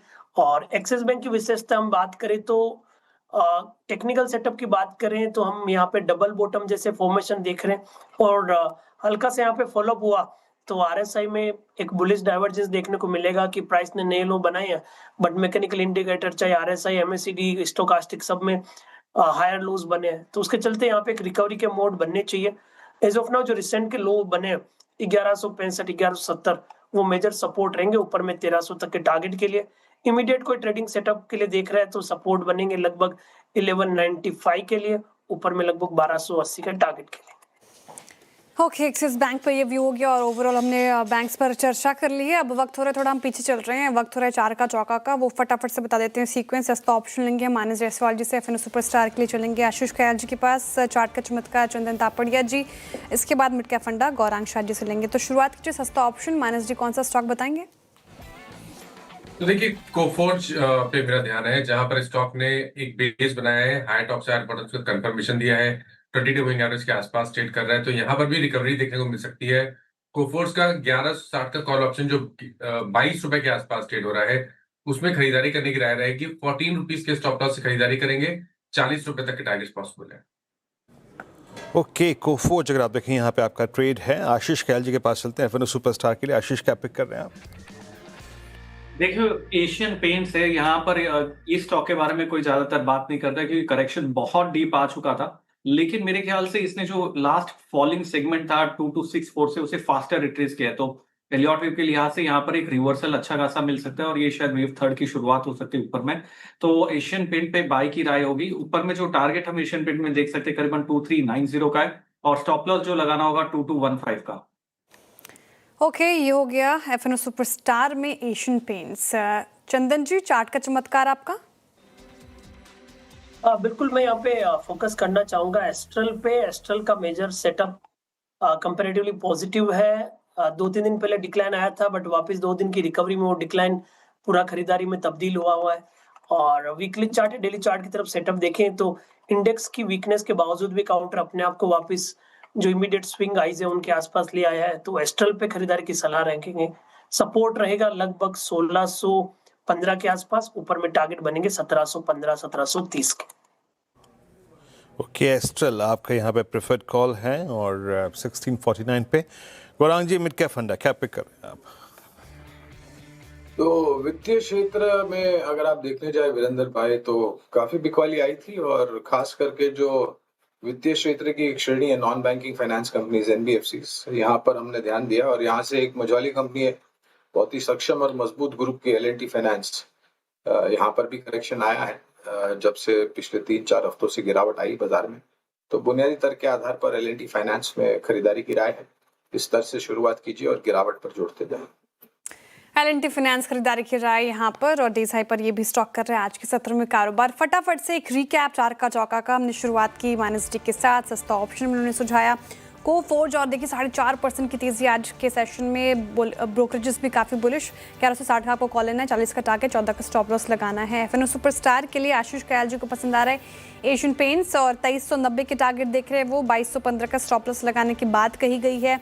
चार्ट का चमत्कार चंदन जी को काफ़ी अच्छा लग रहा है। एस्ट्रल चार्ट्स पर 1715 से लेकर 1730 तक के टारगेट के लिए आप देख सकते हैं इसको, 1615 का स्टॉप लॉस लगाना है। और गौरांग जी ने L&T फाइनेंस चुना है, यहाँ पे खरीदारी की राय उनके तरफ से आती हुई।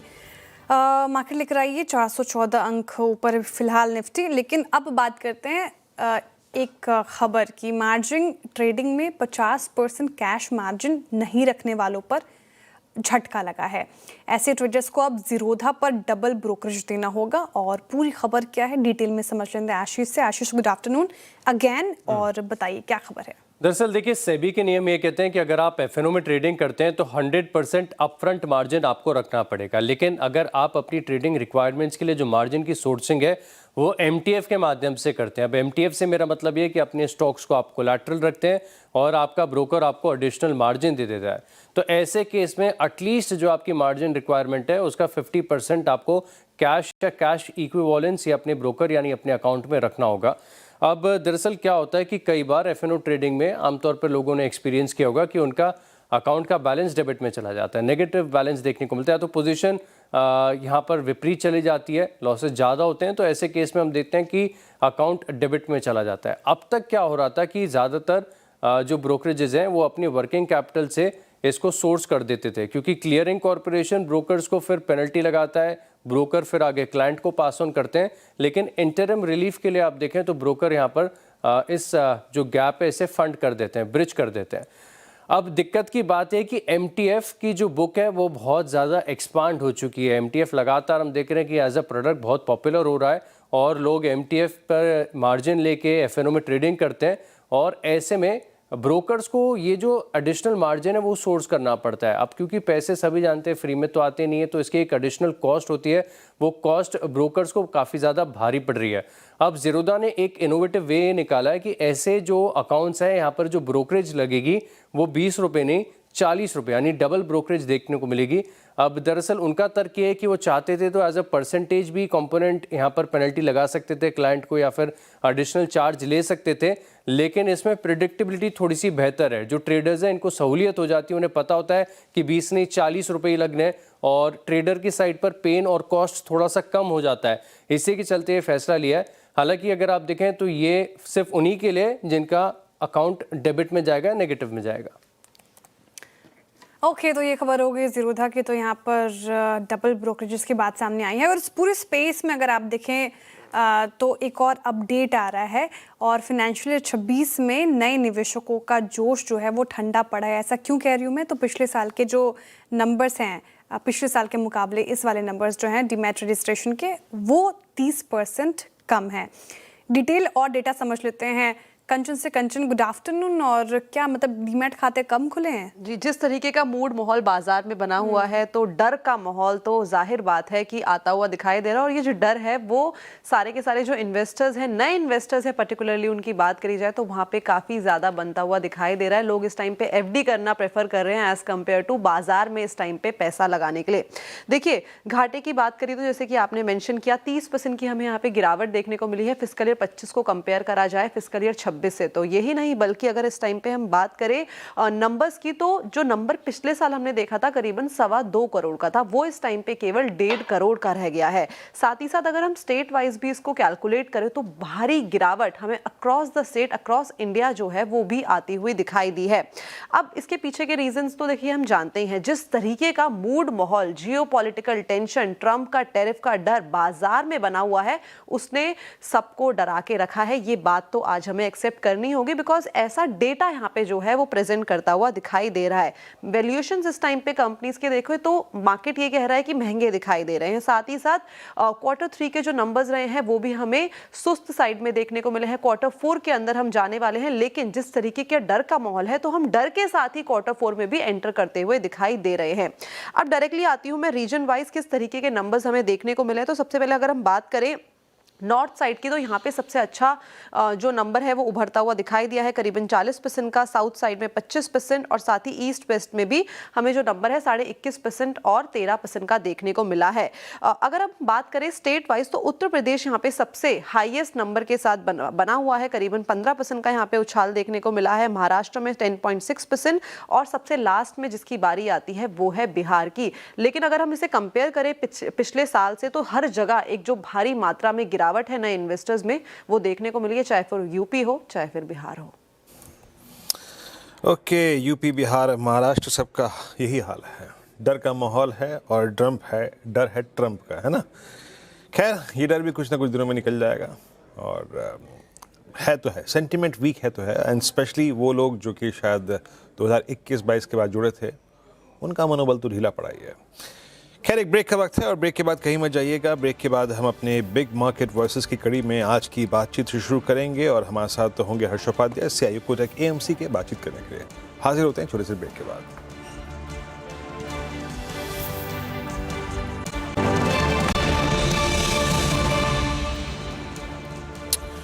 ब्रेक के बाद कार्यक्रम में आप सभी का स्वागत है और जैसे कि हम इस कार्यक्रम में चर्चा कर रहे थे कि प्लीज़ रिड्यूस योर रिस्क।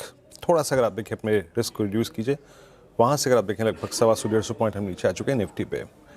अब हम 10 डेमा के नीचे ट्रेड कर रहे हैं एज ऑफ नाउ। खैर, अब वक्त है चर्चा का और चर्चा में आज हैं हर्षा जी, है ना। सर नमस्कार, कार्यक्रम में स्वागत है हर्ष जी। और इस वक्त तो सभी घबराए हुए हैं, दहशत का माहौल है, लेकिन बात यही है कि इस फेज़ से हमें कैसे निकलना है और इस फेज़ में करना क्या है। हालांकि अब ये डीएस्केलेशन प्रोसेस शुरू हो गई है, यूएस पूरे एफर्ट्स कर रहा है, पर अभी भी कुछ मालूम नहीं है। अगले शायद 10-20 दिन हम स्केप्टिकल एनवायरनमेंट में रहे। बट आप लोगों ने कैसे अप्रोच किया इस पूरे स्पेस को, इस टाइम फ्रेम को हर्षा जी? कहाँ से एग्जिट किया या फिर किस चीज़ पे फोकस किया है, कैपिटलाइज किस पे किया, क्या चीज़ें ऐड करी हैं, क्या किया आप लोगों ने इस मतलब लगभग 15-20 दिन के प्राइस डैमेज में? Good afternoon Virendra ji. देखिए, हमारा इन्वेस्टमेंट फिलॉसफी यही रहा है कि हम बिजनेसेस को थोड़े लॉन्ग टर्म्स के हिसाब से एनालाइज करते हैं और ज़्यादातर टैक्टिकल पोजीशंस नहीं होते हैं, मूवमेंट बेस्ड ट्रेड्स नहीं होते हैं। तो इसीलिए इतना कुछ खास चेंजेस पोर्टफोलियो में नहीं है। जो हम पहले भी बिजनेसेस जो इन्वेस्ट किए हुए थे वही बिजनेसेस थे जहाँ पे एक तरफ से अर्निंग्स का रेजिलियंस था और ये सभी जो कंपनीज है वो ज्यादातर पिछले सेवरल साइकिल्स में भी जब हेडविंड्स आए हैं वो अच्छे से उभर कर आए हैं। तो वही होप है कि यहाँ पे भी जो हो रहा है एक शॉर्ट टर्म हिकअप है एंड होपफुली जल्दी ही ये संभल जाएगा। अगर वैसे होता है तो फिर जो हमारे पोजीशंस है उसमें कुछ ज्यादातर बदलाव करने की जरूरत नहीं है। लेकिन जरूर ये भी याद रखना पड़ेगा कि अभी भी जैसे आपने शुरुआत में बताया कि सिचुएशन अभी भी फ्लूइड है। अगर मान लीजिए कि इन द वर्स्ट केस ये और कंटिन्यू होते जाता है तो डेफिनेटली भारत का जो इकोनॉमी है और भारत के जो कॉर्पोरेट्स हैं उन पे काफी नेगेटिव इम्पैक्ट हो सकता है। तो फिर उस हिसाब से हमें अगले स्टेप्स चुनने पड़ेंगे। लेकिन अगर आप पिछले 10-15 दिन के पोजीशंस को देखेंगे तो बहुत कुछ पोजीशंस मोर और लेस सिमिलर वे में ही कंटिन्यू हो रहे हैं। ओके, हर्षद जी गुड आफ्टरनून। श्रेया बात कर रही हूँ। ये तो टेक हो गया आपको ओवरऑल मार्केट और पोर्टफोलियो पर, लेकिन एक स्पेस जिसमें आज स्ट्रेंथ देखने को मिल रही है that is EMS space. Budget में भी हमने अनाउंसमेंट देखा और फिर लगातार उस पर डेवलपमेंट्स भी होते हुए केन्स टेक, PG इलेक्ट्रोप्लास्ट, एम्बर जैसे काउंटर्स देखे वायदा के टॉप गेनर बने हुए हैं। तो EMS स्पेस को लेकर आपकी राय क्या है और हाल फिलहाल में क्या आपने एक्सपोजर बढ़ाया है? देखिए, EMS स्पेस तो एक लॉन्ग टर्म ग्रोथ सेक्टर है और यहाँ पे जो ग्रोथ का मोमेंटम है वो तो बिजनेस में बहुत ही स्ट्रांग है बोल सकते हैं। और यहाँ पे before the war also there was a bit of correction, तो उस हिसाब से वैल्यूएशंस भी काफी नीचे के लेवल पे आ गए थे। अट्रैक्टिव तो नहीं बोल सकते, लेकिन जरूर पीक वैल्यूएशन से काफी नीचे आ गए थे। और पिछले 2 हफ्ते में भी यहाँ पे वोलेटिलिटी देखने को मिला है। तो ये सब होते हुए यहाँ पे एक तरफ से जो वैल्यूएशन का फ्रॉथ बना हुआ था, जो ग्रोथ के हिसाब से इन लोगों का ज्यादातर यहाँ पे एक तरफ से क्राउडेड ट्रेड बना हुआ था, वो एक तरफ से अनवाइंड हुआ है। तो यहाँ से लगता है कि वैल्यूएशन का जो एक पीक वैल्यूएशंस का ढूंढ था वो तो नहीं है, और लॉन्ग टर्म में ये सेक्टर अच्छा ही करना चाहिए। तो यहाँ पे सिलेक्टिवली अपने रिस्क को नजर में रखते हुए एक तरफ से पोजीशन बना सकते हैं। हमारे पोर्टफोलियोज में भी कुछ ईएमएस स्टॉक्स जरूर है। ओके अच्छा हर्षा जी, एक टेक्निकल प्रश्न पूछूंगा आपसे। मान लीजिए मैं आईटी में अपने पोर्टफोलियो में लॉसेस में हूँ इस वक्त, लेकिन मेरे को ये भी दिखाई दे रहा है कि एक सब्सटेंशियल प्राइस डैमेज हुआ है। मुझे इस प्राइस पे एवरेज आउट करना चाहिए या नहीं? It's logical step, it will be a logical step और नॉट? और दूसरा ये, या फिर हम इस क्वार्टर के अर्निंग्स को देखें, पहले मैनेजमेंट कम्युनिटीज़ को समझें, उसके बाद कोई बॉटम फिशिंग का या फिर फर्दर एडिशन का निर्णय लेना चाहिए? देखिए वीरेंद्र जी, इसमें 2 तरीके से आपको सोचना चाहिए। एक तो है कि ओवरऑल पोर्टफोलियो को कितना आप डाइवर्सिफाइड रख सकते हैं। जब भी वोलेटाइल इवेंट्स होते हैं, जब भी मार्केट्स में वोलेटिलिटी बढ़ता है, जितना ज्यादा डाइवर्सिफाइड पोजीशनिंग है उतना बेहतर है, कम इम्पैक्ट पड़ेगा, नेगेटिव इम्पैक्ट। तो उस हिसाब से सेक्टोरली सोचने से ज्यादा एक तरफ से ओवरऑल डाइवर्सिफाइड बास्केट लेके चलना बेहतर है। तो उस हिसाब से अगर आप देखेंगे तो जरूर नीचे के वैल्यूएशंस लेवल पे आपको थोड़ा थोड़ा बाय ऑन डिप स्ट्रेटजी रखने पड़ेंगे, लेकिन जरूर आपके जो इन्वेस्टमेंट के टेनर रहेगा वो एकदम शॉर्ट टर्म नहीं हो सकता है, क्योंकि शॉर्ट टर्म में अभी भी काफी कुछ इवेंट्स अनप्रिडिक्टेबल लग रहे हैं। तो एक medium to long term expectations रखने पड़ेंगे।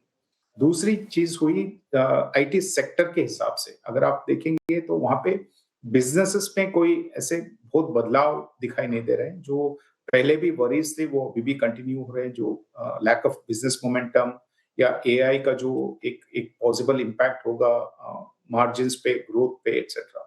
तो इसलिए कुछ खास फंडामेंटल चेंजेस हुए नहीं है। जरूर ये पूरे माहौल में सबसे पहले आईटी सेक्टर गिरा हुआ था वॉर से पहले, तो यहाँ पे वॉर के दौरान शायद इतने अंडर परफॉर्म नहीं किए हैं, लेकिन ऐसा कुछ हुआ नहीं है कि जो बिजनेस में कुछ बड़ा बदलाव हुआ है। तो उस हिसाब से भी हमें नहीं लगता है कि इस सेक्टर में अभी बॉटम फिशिंग करने का मौका आ चुका है। फिर मैं यही बोलूंगा कि डाइवर्सिफाइड अप्रोच रखना बेहतर रहेगा रादर देन थीमेटिक या सेक्टोरल अप्रोच। ओके, बात हो गई आईटी स्पेस को लेकर, लेकिन हर्षा जी एक स्पेस पर मेरा सवाल जिस पर वॉर का इम्पैक्ट नहीं पड़ता, दैट इज टेलीकॉम स्पेस। थोड़ी देर पहले चर्चा हो भी रही थी भारतीय एयरटेल को लेकर, काफ़ी पेशेंस टेस्ट किया है इसने भी पिछले कुछ महीनों में इन्वेस्टर्स का। हाल फिलहाल में जो आंकड़े आए, वोडाफोन के जो ग्राहक घटने की संख्या है वो थोड़ी कम हुई है, वो एक पॉजिटिव चीज़ देखी हमने। तो टेलीकॉम स्पेस को लेकर आपकी राय क्या है और प्रेफर्ड पिक्स क्या होगी इस पूरे स्पेस में सर आपकी? श्रेया जी, प्रेफर्ड पिक्स तो मैं बता नहीं पाऊंगा, लेकिन जरूर हमारा व्यू जो है सेक्टर पे वो पॉजिटिव है। जैसे कि आपने भी बोला है कि यहाँ पे काफी कंसोलिडेशन हो चुका है इस इंडस्ट्री में, और मार्केट लीडरशिप एक तरफ से एस्टैब्लिश हो चुका है, और हमें लगता है कि धीरे धीरे आपको आरपू ग्रोथ भी दिखाई देगा। जैसे जैसे कंजम्पशन बढ़ेगा और जैसे जैसे थोड़ा बहुत इन्फ्लेशन का इम्पैक्ट भी आएगा, तो आरपू में बढ़ाव होना चाहिए और उससे प्रॉफिटेबिलिटी इंप्रूव होना चाहिए। तो ओवरऑल इस सेक्टर में जो है यहाँ पे ग्लोबल लिंकेजेस कम है, और जनरली एक तरफ से डिफेंसिव सेक्टर है। सेक्टर का बीटा बहुत ज्यादा हाई नहीं है, तो उस हिसाब से जब भी वोलेटाइल इवेंट रहता है, एक तरफ से डिफेंसिव नेचर जो है इस सेक्टर का वो उभर कर भी आता है। तो ये सब देखते हुए हमें लगता है कि जो पॉजिटिव ओपिनियन है उस सेक्टर का वो एक तरफ से रीइंफोर्स हो रहा है आज के माहौल में भी। तो जरूर एक ओवरवेट पोजीशनिंग रखना चाहिए। हाँ, अच्छा हर्षा जी, इस समय अवधि को तो आप शायद अभी भी कहेंगे कि it's a war zone, still it's a war zone. Commodities को आप लोग कैसे डील कर रहे हैं? आई मीन, एक तरफ आपके पास केमिकल बास्केट है जहाँ पे ऑलमोस्ट आपको 6-6, 7-7, 8-8 साल भर के लोज दिखाई दे रहे हैं। फिर मेटल्स, आई मीन सिल्वर को देखिए, सिल्वर क्रैक हुआ और उनसे जुड़ी कंपनियां, for instance Hindustan zinc collapse हुआ। अभी मेटल्स में या फिर कमोडिटीज़ में मोर और लेस जिसका आपका पोर्टफोलियो का करीब करीब 8 से 9% होता है, क्या इंक्लूड करना चाहिए? देखिए, यहाँ पे बहुत ही सिलेक्टिव रहना चाहिए। ये एक हाई बीटा सेगमेंट है और अगर ग्लोबली डिमांड पे कोई असर पड़ेगा या लॉजिस्टिक्स पे असर पड़ता है तो सबसे पहले आपको मेटल प्राइसेस पे, मेटल डिमांड पे आपको नजर आएगा। तो इसलिए एक तरफ से एक रिस्की सेगमेंट बोल सकते हैं। तो इसलिए हम इस 1-2 हफ्ते में कुछ खास एडिशन नहीं किए इस सेक्टर में। जो पहले से था हमारे पोर्टफोलियो में, जैसे कि स्पेशलिटी केमिकल्स हो, 1-2 मेटल कमोडिटी स्टॉक्स जो हैं वो अभी भी हम कंटिन्यू करके होल्ड कर रहे हैं। लेकिन इस लेवल पे स्पेशली गिवन द सर्कमस्टेंसेस हम इस क्षेत्र में शायद इंक्रीमेंटली इमीडिएटली कुछ ऐसा बहुत बड़ा पोजीशनिंग नहीं देख रहे हैं। ठीक है, एक आध और स्पेस पे आपकी राय चाहूंगी अर्षद जी। अभी वोल्टास, ब्लू स्टार, ये पूरे स्पेस की हम चर्चा कर रहे थे। गर्मी ने दस्तक दे दी है, लेकिन मार्च का महीना नॉर्थ में शायद उतना अच्छा नहीं रहा है, लेकिन प्राइस हाइक्स देखने को मिली है इन कंपनीज की तरफ से। तो इस पूरे स्पेस को लेकर आपका क्या कहना है? यहाँ पे हमारा व्यू पॉजिटिव है। देखिए, पिछले कुछ मॉनसून सीजन्स जो हैं बहुत अच्छे गए थे, तो उस हिसाब से समर्स भी एक तरफ से नरम थे। इस बार एक्सपेक्टेशंस हैं कि शायद समर सीजन जो है वो एक्सटेंडेड रहेगा और शायद टेम्परेचर्स भी ज़्यादा रहेंगे। तो अगर वो होता है तो डिमांड के लिए एक पॉजिटिव मोमेंटम बना रहेगा। और सितंबर महीने में हमने जीएसटी रीजिक भी देखा था, जिसकी वजह से अफोर्डेबिलिटी भी थोड़ा बहुत इम्प्रूव हुआ है इस सेगमेंट। तो ओवरऑल हमें लगता है कि जो स्टॉक परफॉर्मेंस है वो एक तरफ से कंसोलिडेशन हुआ है पिछले 1-1.5 साल से, और डिमांड पर जो पॉजिटिव इम्पैक्ट है और जीएसटी का जो रीजिग है वो भी एक अफोर्डेबिलिटी के लिए पॉजिटिव इम्पैक्ट करेगा। तो ओवरऑल हमें लगता है कि यहाँ पे स्पेशली कूलिंग प्रोडक्ट्स वाला जो कंज्यूमर ड्यूरेबल्स है वहाँ पे एक पॉजिटिव व्यू होना चाहिए। का भी आपका राय जान ली सर हमने। हर्षद जी, बहुत बहुत शुक्रिया आज हमारे साथ जुड़ने के लिए, तमाम सवालों के जवाब देने के लिए, और थैंक यू सो मच और हैप्पी थर्सडे, क्योंकि कल हॉलीडे है। चलिए अब आगे बढ़ते हैं। और देखिए, जैसा कि हम चर्चा कर रहे थे कि मार्केट में फिलहाल अभी कुछ कहा नहीं जा सकता। 500-550 अंक की करीब हम बढ़ोतरी देख रहे थे, अब गिरकर 398 अंक ही ऊपर रह गए हैं। तो वीरेंद्र जी, वही व्यू इंटैक्ट रहेगा, क्योंकि आंकड़े ने भी उस बात की तस्दीक कर दी है।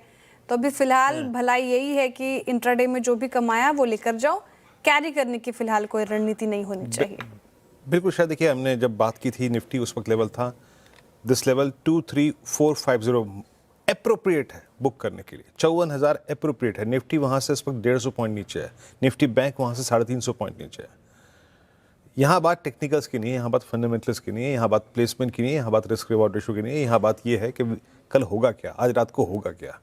कोई रिस्क लेना चाहता, बाजार ने वही किया। And look at India VIX. Director साहब इसको रखिएगा इस बॉल पे। इंडिया विक्स को देखिए जरा आप, कैसे टुवर्ड्स क्लोज, यानी अपने आप को हेज करने का एफर्ट क्या था, लो क्या था, लगभग आप समझिएगा कि 24 का, और उसके अगेंस्ट 24.66। तो इसमें भी एक टुवर्ड्स क्लोज एक ये थोड़ा सा स्पर्ट हुआ। शायद कोई ज़रूरत नहीं, अगर आप देखें यहाँ पे लॉन्ग कैरी करने की। मैंने 2 बजे भी कहा था और अभी भी कहूँगा, याद रखिएगा आज की कहना, डायरेक्टर साहब डेली चार्ट रखिएगा, रेप्लिका है 18 मार्च का, 18 मार्च का रेप्लिका है। हालांकि हम उस दिन टेंडेमा के ऊपर नहीं गए थे, उस वक्त निफ्टी था 23,764 पे। आज हम टेंडेमा के ऊपर गए, लेकिन बाजार फिर दुविधा में कल की छुट्टी को लेकर। और शायद अगर मान लीजिए शुक्रवार को गैप अप हो भी गया, तो मेरे ख्याल से किसी भी सर्कमस्टेंसेस में अगर वो गैप अप हो भी गया तो भी वो चेस करने लायक होगा। आपके पास स्थितियां थोड़ी सी स्पष्ट होंगी। So it's better to book at 2 and it's even better to book at this price also. Sure. ठीक है, तो यही रणनीति जो हम चर्चा कर भी रहे थे वही अपनानी है आपको। मार्केट में फिलहाल रिस्क थोड़ा हो सकता है, थर्सडे का सेशन ऑफ है और फ्राइडे हम आए तो पता नहीं, परिस्थिति शायद बदल गई हो, तो इसलिए फिलहाल यही अप्रोच होगी आपकी। लेकिन डीलर्स के रडार पर क्या है, कौन से स्टॉक्स, वो समझ लेते हैं। ऊपर से ऊपर बताएं, डीलर्स के रडार पर कौन से स्टॉक्स। बिल्कुल, डीलर्स के रडार पे सबसे पहले कैपिटल मार्केट के स्टॉक्स आपको दिखेंगे। बीएसई पर खरीदारी की राय यहाँ पे आती हुई नजर आ रही है। इंस्टीट्यूशनल और एच&एस दोनों पर ही यहाँ पर फिलहाल खरीदारी देखने को मिल रही है। दूसरा स्टॉक है ग्रैन्यूल्स। हो सकता है यहाँ पर ड्रग अप्रूवल को लेकर कोई पॉजिटिव संकेत आते हुए दिखे, पॉजिटिव खबर आते हुए नजर आए, उसी के चलते फैमिली ऑफिस की तरफ से यहाँ पे खरीदारी होती हुई नजर आ रही है। तो ये स्टॉक भी फोकस में बना हुआ है, ग्रैन्यूल्स पर भी नजर रखेंगे। और साथ ही साथ इंडिगो, इंटरेस्टिंगली ये भी फिर से डीलर्स के रडार पे आते हुए नजर आ रहा है।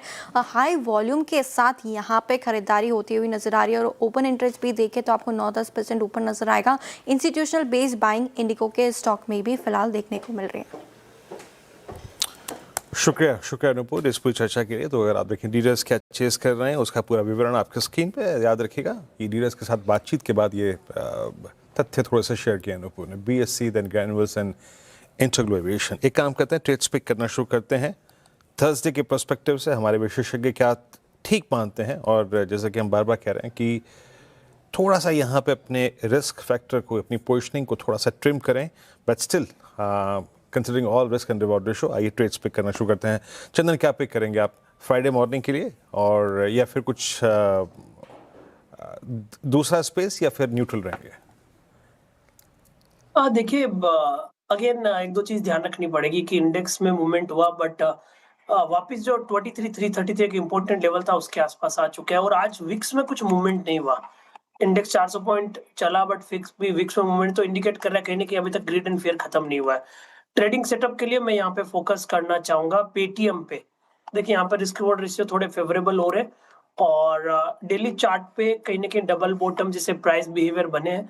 पिछले लगभग 10-12 दिनों का प्राइस बिहेवियर देखें तो 970-985 के आसपास सपोर्ट लिए, और अब धीरे धीरे ऊपर की तरफ जा रहा है। तो पेटीएम पे खरीदारी की सलाह रखेंगे।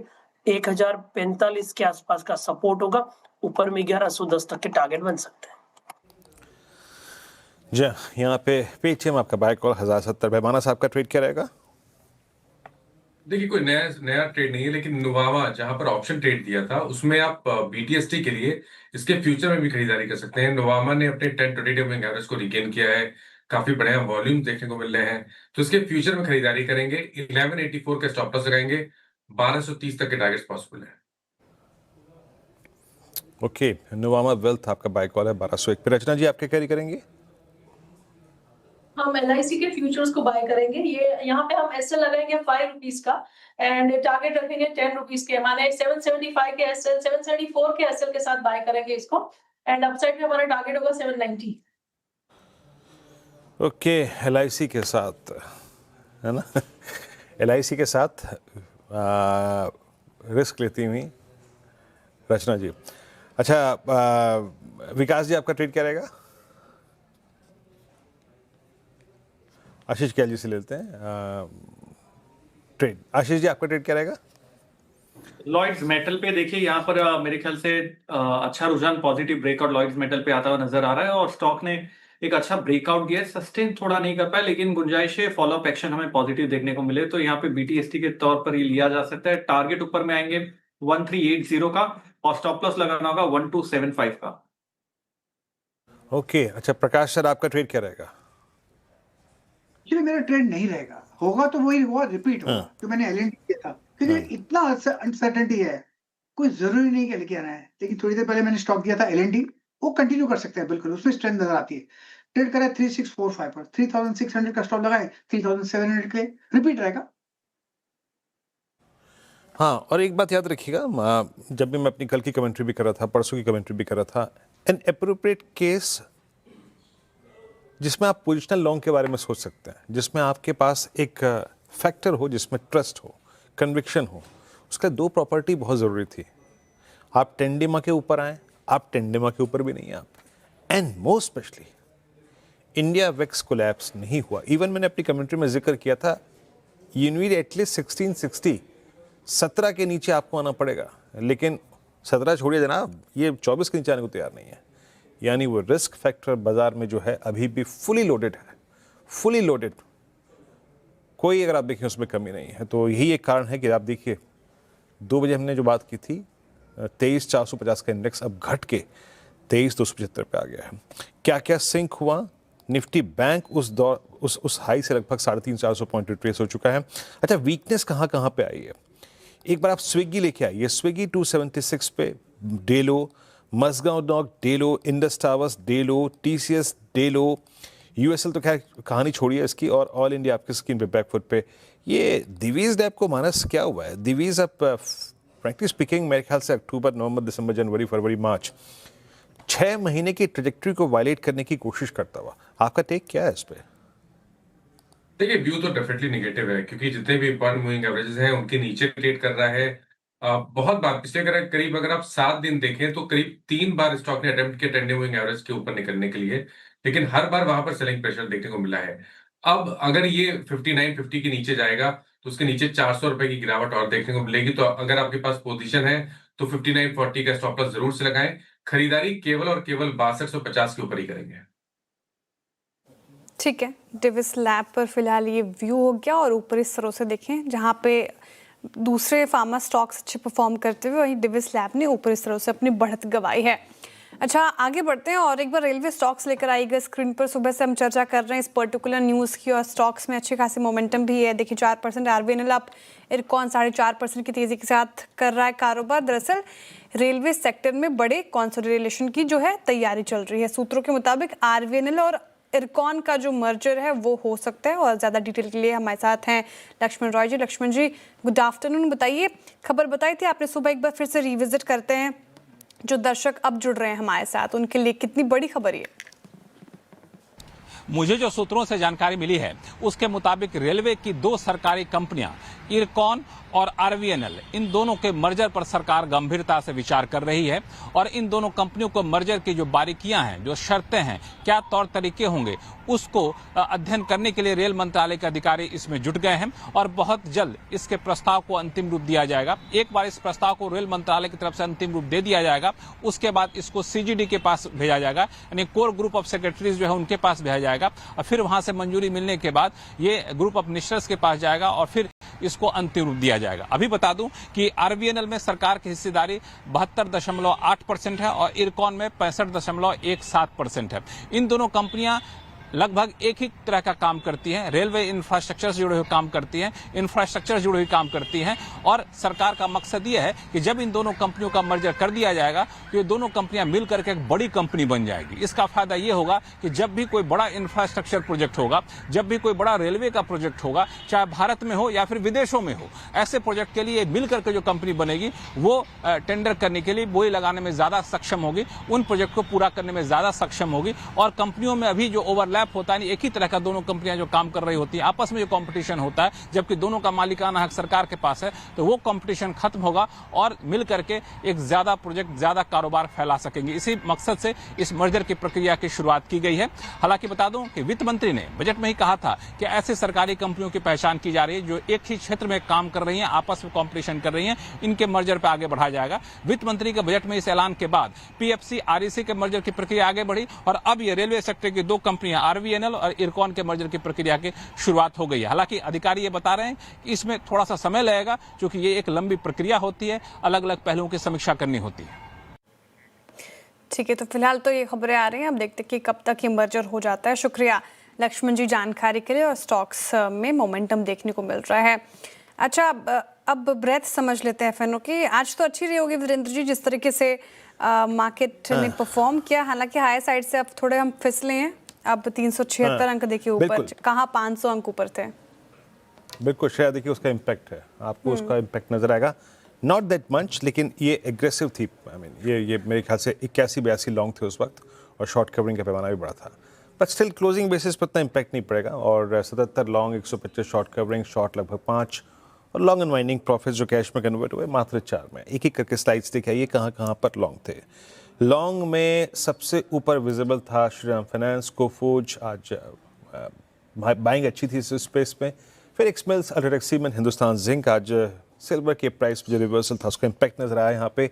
सेकंड स्लाइड आएगी शॉर्ट कवरिंग की, इसमें Muthoot Finance, thanks to all metals, और सम्मान कैपिटल, सिंजिन, कल्याण ज्वेलर्स, केन्स, इन सभी काउंटर्स में शॉर्ट कवरिंग थी। बाकी की अगर आप देखें स्लाइड्स मेरे ख्याल से पूरी नहीं होंगी, बट यूएसएल अगर आप देखें पोस्ट दैट डील, क्रैक हुआ और all India industry towers Divi's lab एक कमज़ोर के स्विगी इस वक्त अगर आप देखें इन कंपैरेटिव एनालिसिस अगर आप देखें एटर्नल वर्सेस एटर्नल इस वक्त थोड़ा डिफीट होता हुआ। बाकी टेक महिंद्रा, पावर ग्रिड, टीसीएस, मजगांव डॉक और एनएमडीसी। टीसीएस ने सुबह एक बहुत डिसेंट पुल बैक दिया था। टेक महिंद्रा मेरे ख्याल से राइट फ्रॉम द फर्स्ट एक आज लूजर साइड में पड़ा हुआ था, तो वो अब तक अंतिम दौर तक कायम रहा। निफ्टी 23290, फ्रेंकली स्पीकिंग आप ये एक अपने आप को अगर आप देखें बिल्कुल ही रिड्यूस करके ले जाते हुए वर्सेस डे हाई ऑफ 460 से अगर आप देखें तो आपका हमें 360, उसके बाद अगर आप देखें तो लगभग आप समझिए 170 पॉइंट नीचे हैं आप। पर मेरे लिए टेक्निकल्स के लिए जो महत्वपूर्ण बात है कि आप 10 DMA के नीचे क्लोज हो रहे हैं। आपने इतना कन्विक्शन नहीं जुड़ा पाए कि 10 DMA के ऊपर आप एक क्लोज दें श्रेया। राइट, तो फिलहाल तो यही स्थिति है मार्केट की। लेकिन जैसा कि आप पल्स बता रहे थे वीरेंद्र जी, और मैं देख रही थी स्विगी लेकर आई है स्क्रीन पर एकदम फ्लैट, इनफैक्ट नेगेटिव ही क्लोज हो रहा है। अगर आप देखें तो ऊपरी स्तरों से इसने बढ़त गवाई। और जो रिपोर्ट हम डिस्कस कर रहे थे सुबह, स्विगी पर होल्ड की थी कॉल, वहीं इटर्नल पर बाय की कॉल थी। तो स्विगी ने इन कंपैरिजन टू इटर्नल काफ़ी अंडर परफॉर्म किया है, यहाँ पर दिक्कत है। अच्छा, एक बार स्विगी पे चार्ट चेक जाऊंगी, लास्ट आखिरी चार्ट चेक इस सेशन का। अगर आप देख पाए, रचना जी हमारे साथ हैं, तो स्विगी का चार्ट देखेंगे। मैम बताइए, 276 पे कर रहा है कारोबार, काफ़ी प्रेशर में स्टॉक, क्या किया जाए? ये काउंटर का चार्ट जो है बहुत ही खराब है और there is absolutely no reason कि इसमें एक ट्रेडिंग पुलबैक के अलावा कुछ भी नजर आए जड़ से। तो अगर नेक्स्ट ट्रेडिंग डे को मार्केट पॉजिटिव रहता है और अगर ये काउंटर 279.80 को क्रॉस करता है तो फिर 5 से 10 रुपए की यहाँ पे अपस्विंग ट्रेडिंग बाउंस के लिए आ सकती है, because it is at a important support. But अगर जरा सी भी मार्केट में वीकनेस रही तो ये सबसे पहले गिरने वालों में से रहेगा, क्योंकि there is absolutely nothing to look forward to in this. Right, avoid करने की राय फिलहाल स्विगी, क्योंकि देखिए मार्केट में जहां तेजी मैक्सिमम स्टॉक्स डेज हाई पे कर रहे हैं कारोबार, वहीं स्विगी काफ़ी प्रेशर में। इसके अलावा अच्छी खासी तेज़ी जब मार्केट में थी तो कौन से स्टॉक्स बैकफुट पे थे, अगर वो रखूं आपके सामने एक बार रखिएगा। ऑयल ये 1% से नीचे गिरकर आज क्लोज हो रहा है, और यूनाइटेड स्पिरिट्स जिसका हमने जिक्र किया, साथ ही पावर ग्रिड और टेक महिंद्रा, टीसीएस में भी काफ़ी कमजोरी थी आज के सेशन में। लेकिन ओवरऑल क्लोजिंग कैसे रही आज वेडनेसडे के सेशन की, वो बिग वॉल पे समझते हैं वीरेंद्र जी से। Over to you. बिल्कुल श्रेया, हाँ क्लोजिंग ठीक है, बट मेरे ख्याल से लेवल्स के मुताबिक थोड़ा सा अगर देखें मिस कर गई। खैर, इसको आपको एक बेनिफिट ऑफ डाउट देना पड़ेगा, क्योंकि आप एक दिन की छुट्टी पे हैं, आप ग्लोबल मार्केट से बिल्कुल डिटैच रहेंगे, तो उसका एक अगर आप देखें बेनिफिट ऑफ डाउट आपको देना पड़ेगा। आईटी आज देखिए इंट्राडे में करीब 400 पॉइंट का रिवर्सल था, बट जाते हुए बिल्कुल फ्लैट हो गया। मिड कैप में स्ट्रॉन्ग गेंस थे, निफ्टी करीब 23,298 पे 1.5% ऊपर, और मोस्ट स्पेशली इस दौर के सबसे बड़े कॉलेटर्स के जोन को इसने बाइसेक्ट किया क्लोज टू मंथली एक्सपायरी, और सेंसेक्स लगभग 1.5% ऊपर। Advance decline ratio well in favour of bulls. अगली स्लाइड पे आइए, सेक्टर इंडेक्सेस को देखते हैं। यहाँ पे अगर आप एक इंडिया विक्स को देखें, गौर फरमाएं अगर, तो इसका कूल ऑफ होना बहुत ज़रूरी है। मेरे ख्याल से इट विल टेक टाइम, ये भी समय लेगा। अभी तक इंडिया विक्स में किसी भी प्रकार का कूल ऑफ नहीं है। बाजार अपने रिस्क को समझ रहा है और उसके लिए प्रीमियम पे करने को तैयार है, वो ये स्क्रीन बताती हुई। बैंक्स डिड वेल, अच्छा निफ्टी फाइनेंशियल्स ने करा। सुपर स्विंग था कैपिटल मार्केट थिम में और पीएसयू बैंक्स में, मेटल्स में, एफएमसीजी में। आईटी बिल्कुल शांत रहा, फ्लैट रहा, लेकिन याद रखिएगा आईटी पिछले 2 दिन में ताबड़तोड़ चला भी था। ऑटो अच्छा रहा है, फार्मा, रियल्टी आज अच्छा था। रिपोर्ट्स के बाद Nifty oil and gas index 3.4% ऊपर, कैपिटल गुड्स इंडेक्स 2% ऊपर, और एनर्जी स्पेस लगभग 1% ऊपर। एक बार निफ्टी का ग्रेड लेके आइए, कौन था निफ्टी में जो आज निफ्टी को आज पुश कर रहा था? और श्रीराम फाइनेंस एक अच्छी बाइंग विजिबल थी, इसमें Grasim, UltraTech cement, Bajaj finance, L&T Titan और अदानी एंटरप्राइजेस। एल&टी ने अपना लॉस्ट जो ग्राउंड था उसको रिगेन करने की कोशिश की। Doctor Reddy's, IndiGo, Trent, M&M, SBI और हरा स्टील।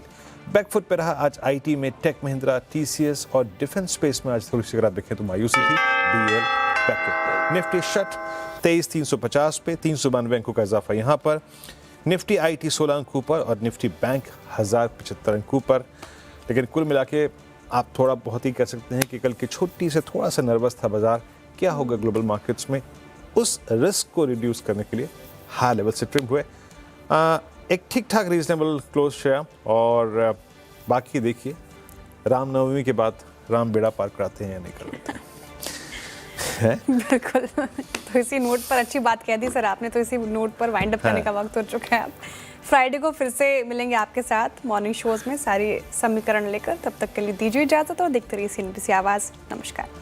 नमस्कार।